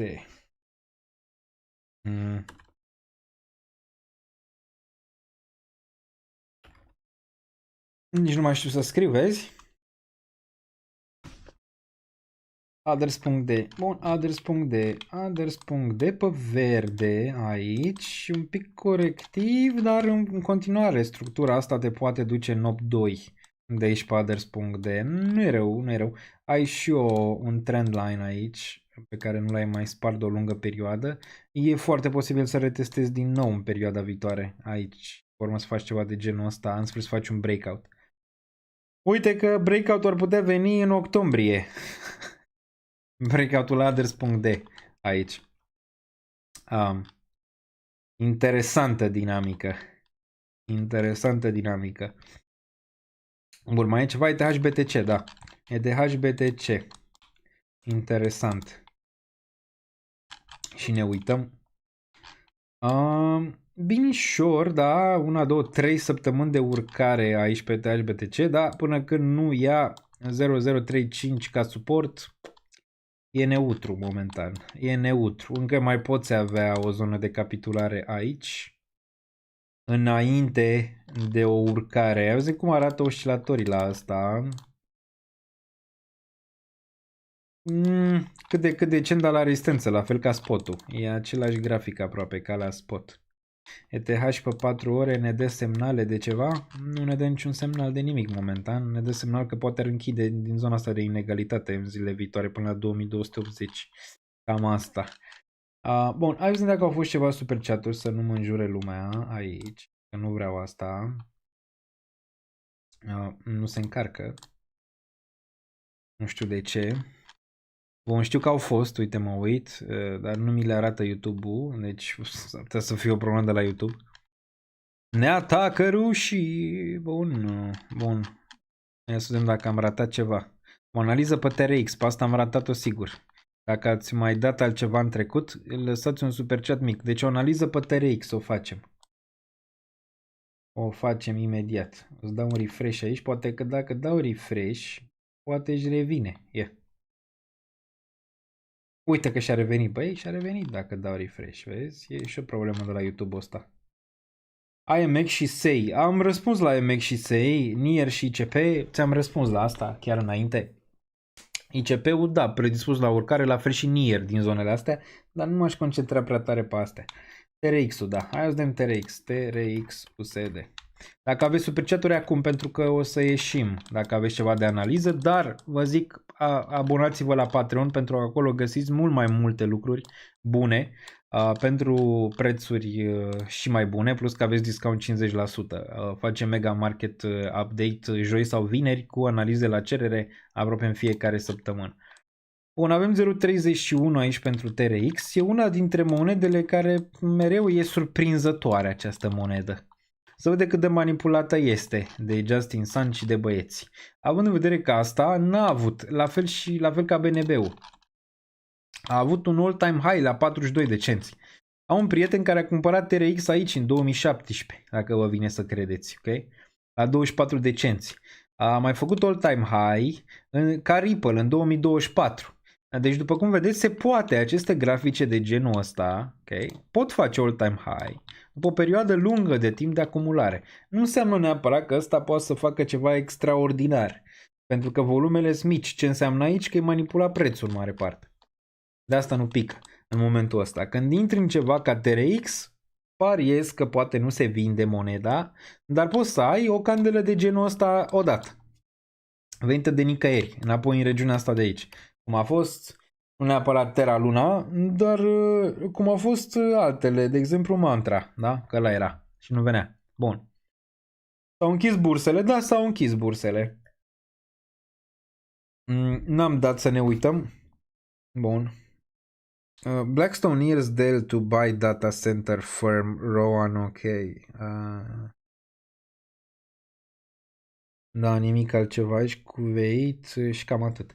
Bun, deci dacă ne uităm la TRX, da, bine, graficul în continuare, n-ai ce spune, decât că probabil se va întoarce la 36 de cenți după cum arată. S-a găsit un button bine, stă chiar mai bine decât BNB-ul acum, extraordinar de bine arată. E aici. ăsta. Atâta timp cât ține 28 de cenți, 26 de cenți, arată bine. Probabil înapoi în range-urile superioare și pe RSI, arată decent, s-a ținut bine asta în continuare. Dar mare grijă la câți bani pui InterX. Okay. Bun, mai departe. Mai departe. Aș vrea să iau o poziție pe Ferdinand Mosaic. Ia să ne uităm, pare interesant. Mosaic, da. Bun. După cum vedeți, a avut un bounce aici. Interesant. O să mi-l adaug și eu. Mai văd și de la voi. Am și eu, dar mai văd și de la voi. Mai ales în Mega Market Update-uri. Vin oameni cu analize la acțiuni interesante, pe care și eu mi le notez. Ok. Aici. Da, e un nivel de suport bun la 22, după ce a picat aici destul de mult din martie 2022. Destul de bine, a ajuns la un nivel în care poți să te gândești la acumulare. Acumularea e cam în range-ul ăsta, 22-12 macro pentru ăsta. După cum vezi, poate să stea lungi perioade de timp jos. Aici a stat din 96 până în 2003. Apoi din 2003 de-abia a făcut high în 2008 la criza financiară. Astea de obicei te poți pe ele la crize, nu? Că asta, pe asta pariezi, pe grâu, pe porum și pare că ăsta ar putea să fie din nou un play aici. În 2022 când s-au ridicat dobânzile, ăsta s-a dus rachetă în range-ul ăsta, ok? Pe asta pariez de obicei. Acum e o problemă că dacă nu vine criza anul ăsta, ăsta încă poate să stea în lateral aici o perioadă de timp. Dar în continuare putea face mutarea asta pe care ai văzut-o din 2008 până în 2011. Adică mutare de genul ăsta pe care ai văzut-o din 2019 până în 2022 aici. Și acum poți să o vezi așa. De aici, din 2026 până în 2027 și ulterior să-ți capituleze range-ul ăsta și criza de-abia să vină următorul an, în 2028 și de-abia apoi să-ți facă mutarea asta. Ceva de genul ăsta cred că ai putea. Dar tu dacă vrei să ții așa ceva, cam pe asta pariezi. Pariezi pe o criză financiară, o criză a mâncării și toate chestiile astea de aici, că agricultură, chimicale. Da? Deci da, arată bine pe termen scurt, okay? Arată bine pe termen scurt, ai și ceva volume, probabil se va întoarce la 29-30 pe termen scurt, vreau să văd și RSI și toate astea cum arată. Binișor și ăsta de aici, ar putea avea ceva reacție în zona superioară, iar stocasticul la fel ar mai putea merge bine, iar MACD-ul e important aici să nu facă cross-ul ăsta, ține ochii pe asta, dacă ăsta invalidează cross-ul, probabil se face mult mai sus. Dar arată bine, măcar cred că 29 va testa aici. Dar play macro ține cont. Dacă cumperi aici, trebuie să cumperi și range-ul ăsta și să aștepți ceva timp. Adică e un play de criză. Okay? Un play de criză, pe care am vorbit mai devreme. Interesant, o să mi-l adaug. O să mi adaug aici acest play. Cum îi zice, Mos. M-am adăugat altceva. Mos ăsta vreau. Nu asta. Bun, perfect. Mai departe. Bun. Mersi Adrian pentru 99 de cenți și Marius, BMNR sau MSRT, cred că MSTR vrei să zici. Care ar fi mai rentabil medium term? BMNR, ambele sunt foarte volatile. Tată. Astea sunt la modul penny stocks, uite așa arată Bitmine, ok? Aici. Dacă e o poziție ca Bitmine, ai aici zona asta și ai sell-ul pe care poți să ți-l fixezi deja peste 100. Deci cum a juca un play de genul ăsta? A juca cu o acumulare 21 până în regiunea asta de aici de 4, ok? Asta ar fi range de acumulare, aici. Iar sell-ul ar fi peste 100, între 100 și regiunea de 5, da? Mai aproape de 257. Cam așa a juca. Orice inclusiune peste nivelul ăsta probabil aș vinde aici. Okay? Iar la MSTR, la strategii, bun, asta n-a avut o închidere de weekly prea favorabilă, de fapt momentan, că n-a închis încă, mai avem câteva zile, nici daily-ul nu e prea extraordinar. Singurul lucru la Bitcoin care poți să te facă bearish aici este acest MSTR, care arată așa. Okay. Dar ar putea să facă același lucru care l-a făcut aici în 2024. Măcar chop o perioadă de timp ar da spațiu de manevră pentru Bitcoin să ducă mai sus. Dacă ăsta capitulează în range-urile astea, atunci e mai complicat. Dar cred că va depinde tot de Bitcoin, că ăsta merge după Bitcoin. E un leverage Bitcoin, acest MSTR. Okay. Nu m-aș gândi nici la MSTR, nici la Bitmain Immersion pe long term aici. Dacă aș vrea MSTR, un bounce major ar fi 83. Sau sub 83 până în 40 pentru MSTR. Bun, hai și pe acțiuni, dacă tot suntem aici, de ce să nu le analizăm și pe ele. Moderna, vă ziceam, long play-ul, l-am reliefat și în update-ul de pe Patreon. Puteți să vă abonați și la Patreon dacă aveți bani și vă permiteți, găsiți content premium. Dar Moderna arată bine, ulterior cred că mă da 69,75. Baba, interesant bounce, dar bearish până când nu reia 139 aici, măcar pe termen scurt. Măcar. Circle, hai să dăm și de el. Circle. Ziceam în update, n-am luat poziția asta, momentan încerc să-mi fac un cont de tranzacționare pe acțiuni. Dar dacă mă uit aici în Patreon, imediat, vedem ce am zis de acest Palantir. Imediat. Unde e? La pulsul pieței aici, versiunea premium. Bun. Stai 2 secunde să-i dau download, să downloadez și să ne uităm un pic pe ea. La secțiunea asta. Unde era? Da, la secțiunea watchlist. Aici ne interesează. Bun. Da. După cum se poate observa, long bias pe Circle la retest 98-100. Asta era nivelul, desigur și pe LTR 168-170. Din păcate, n-am terminat setup-ul pentru tranzacționarea pe acțiuni. E posibil să folosesc tot BingX sau să-mi fac cont pe un broker reglementat. Dar din nou, a venit, a capitulat, 98 a testat și a și făcut bounce. De obicei asta e o zonă, să zicem, destul de bună psihologică de bounce, zona de 98. A avut un bounce până la 109, unul destul de frumos aici pentru Circle. Bun.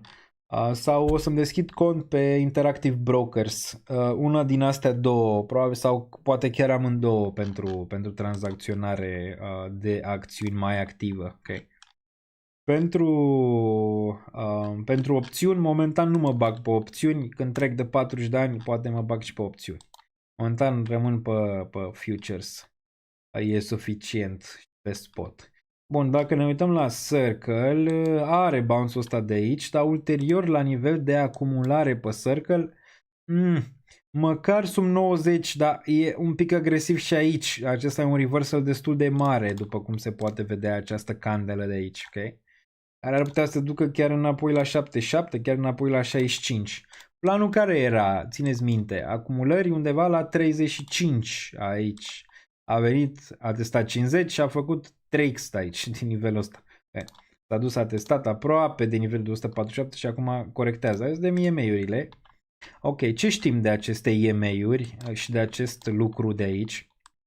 Ok, dacă ține nivelul ăsta ca suport, adică zona de 96, bullish în continuare, sub 95, din nou ăsta e fake out, iar ăsta e bun de shortat, înapoi pe un nou minim. Deci ăsta ar putea în continuare, dacă închide sub 96 o săptămână, ar putea să ducă la un nou minim de aici, lejer.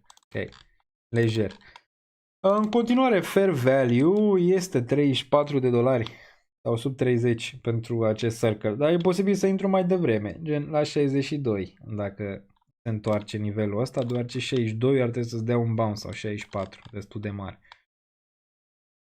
Bun. Bun. Daniel, de ce oare toate lucrurile bune stau în umbră care s-au întâmplat pe ETH și aici mă refer la ETF-ul cu staking al celor de la BlackRock? Nimeni nu vorbește de asta.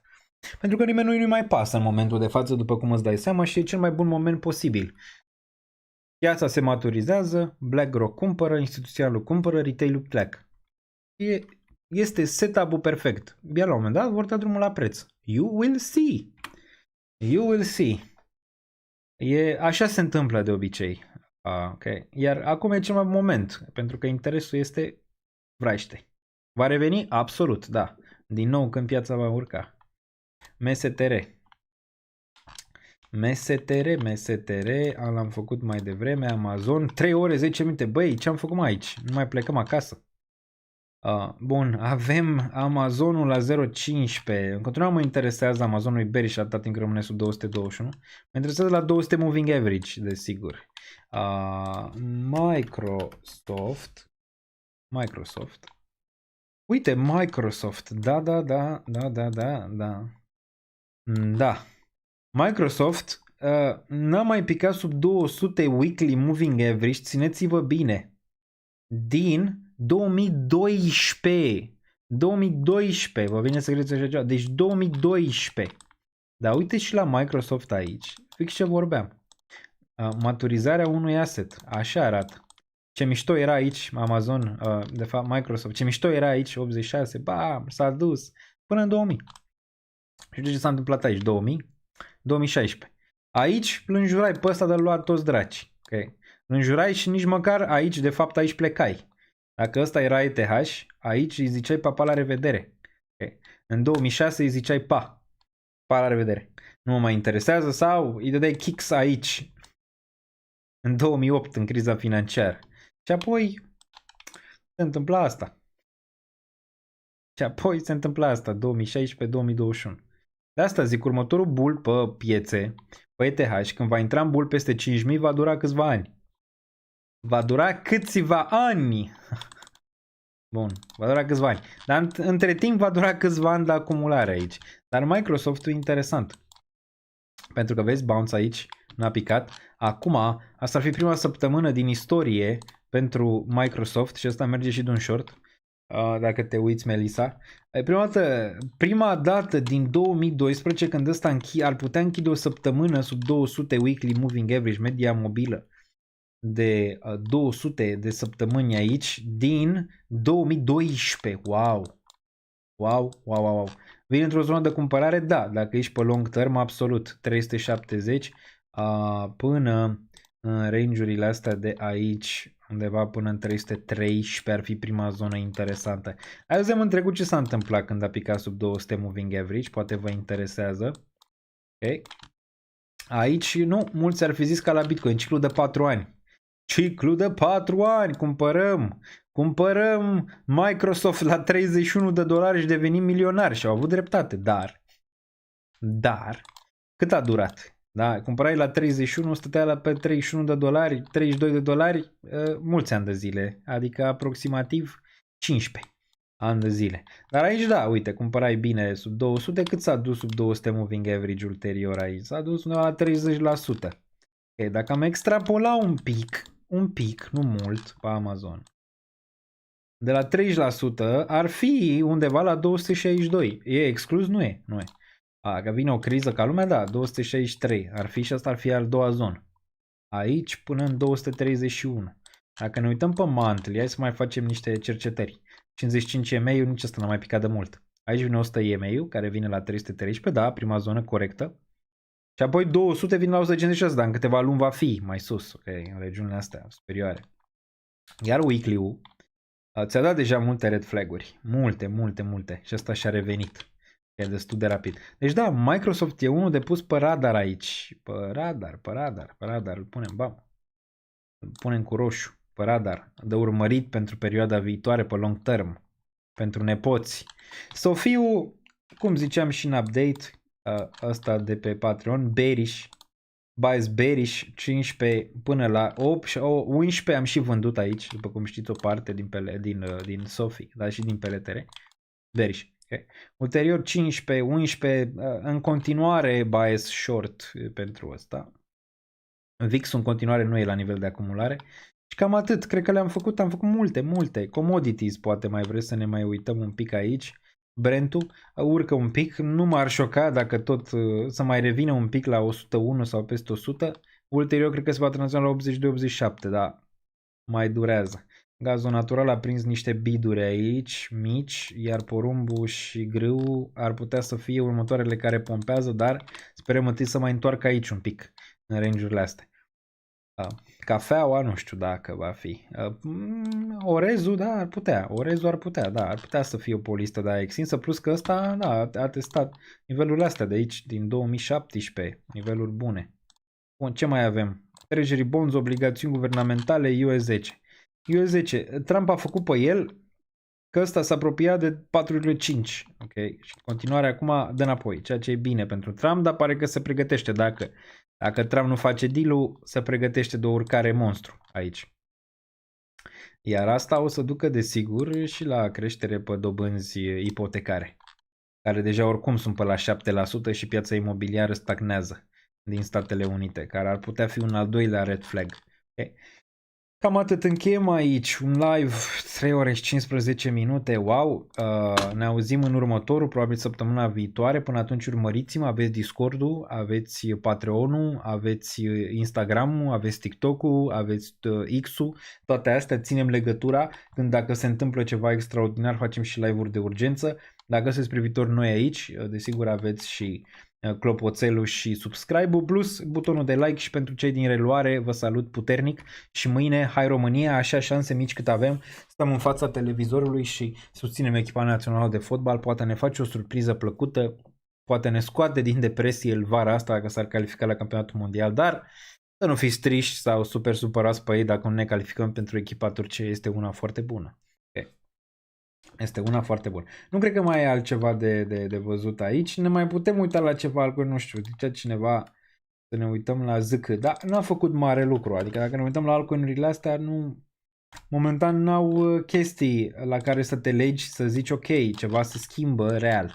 La ZK, de exemplu, ca trendul se schimbe de bottom, vrei să vezi 3 cenți și un pic aici. Arată binișor? Arată, da. Ai în câteva încercări de bottom în range-urile astea. Plus că ăsta poate să fie considerat ca fake-out de aici, care te putea duce în 2.6. Dacă Bitcoin Ether urcă în nivelurile alea și ăsta va testa zona asta. Dar ca schimbare de trend măcar 3.3, schimbare de trend macro este zona asta, 7 cenți de aici. Și atunci da, avem targeturi la all-time high. E imposibil all-time high de aici? Nu. Nu este imposibil all-time high de aici, pe zic. Iar Arbitrum la fel, arată ca zic că același lucru, ar mai putea vedea ceva de ăsta. Ulterior cred că va pune și ăsta un raliu hate-tweet mare, 40-50 de cenți pentru Arbitrum și vom vedea dacă confirmă un bottom. Dar ești acolo, măcar în RSI ești într-o regiune cât de cât bună.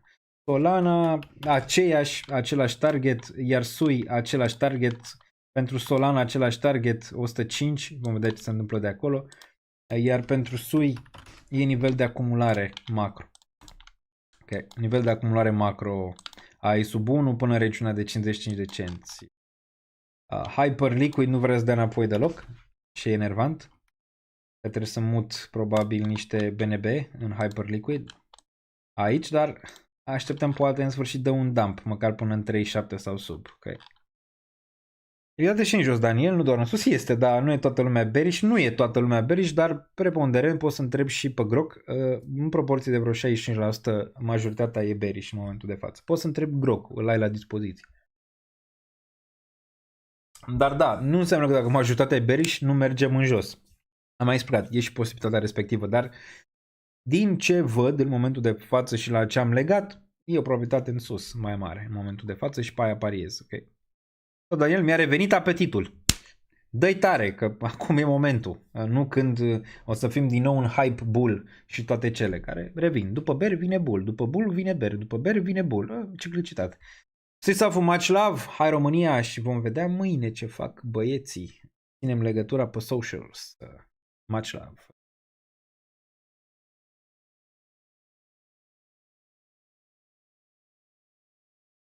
Welcome.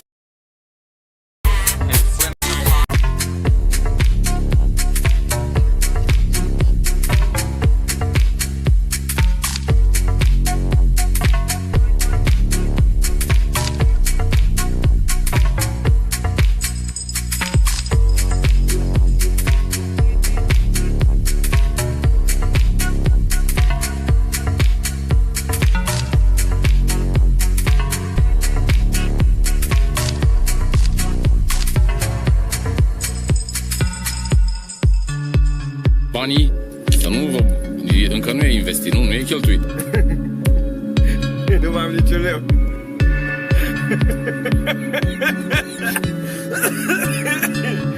Nu mai am niciun leu. Ce clădim, ca m-a spus meșterul Manole, ce a clădit ieri, a căzut alalt, cade și după aia de la capăt.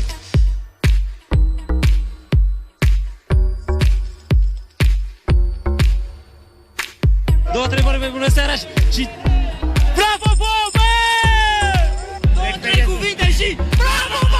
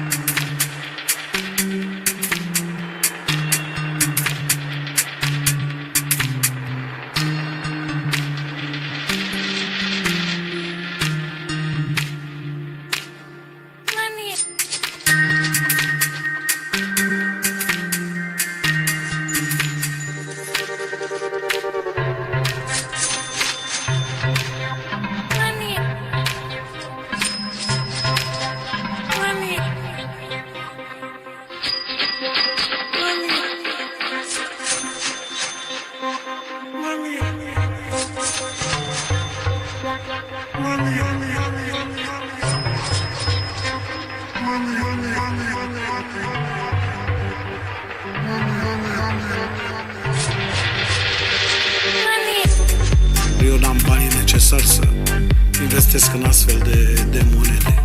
Eu bag cardul, scot milionul, îmi cumpăr ce am de nevoie și atâta tot. Mă pricep cu criptomonede și cu astea. Pentru un lapte bătut și un sandwich mi-ajunge.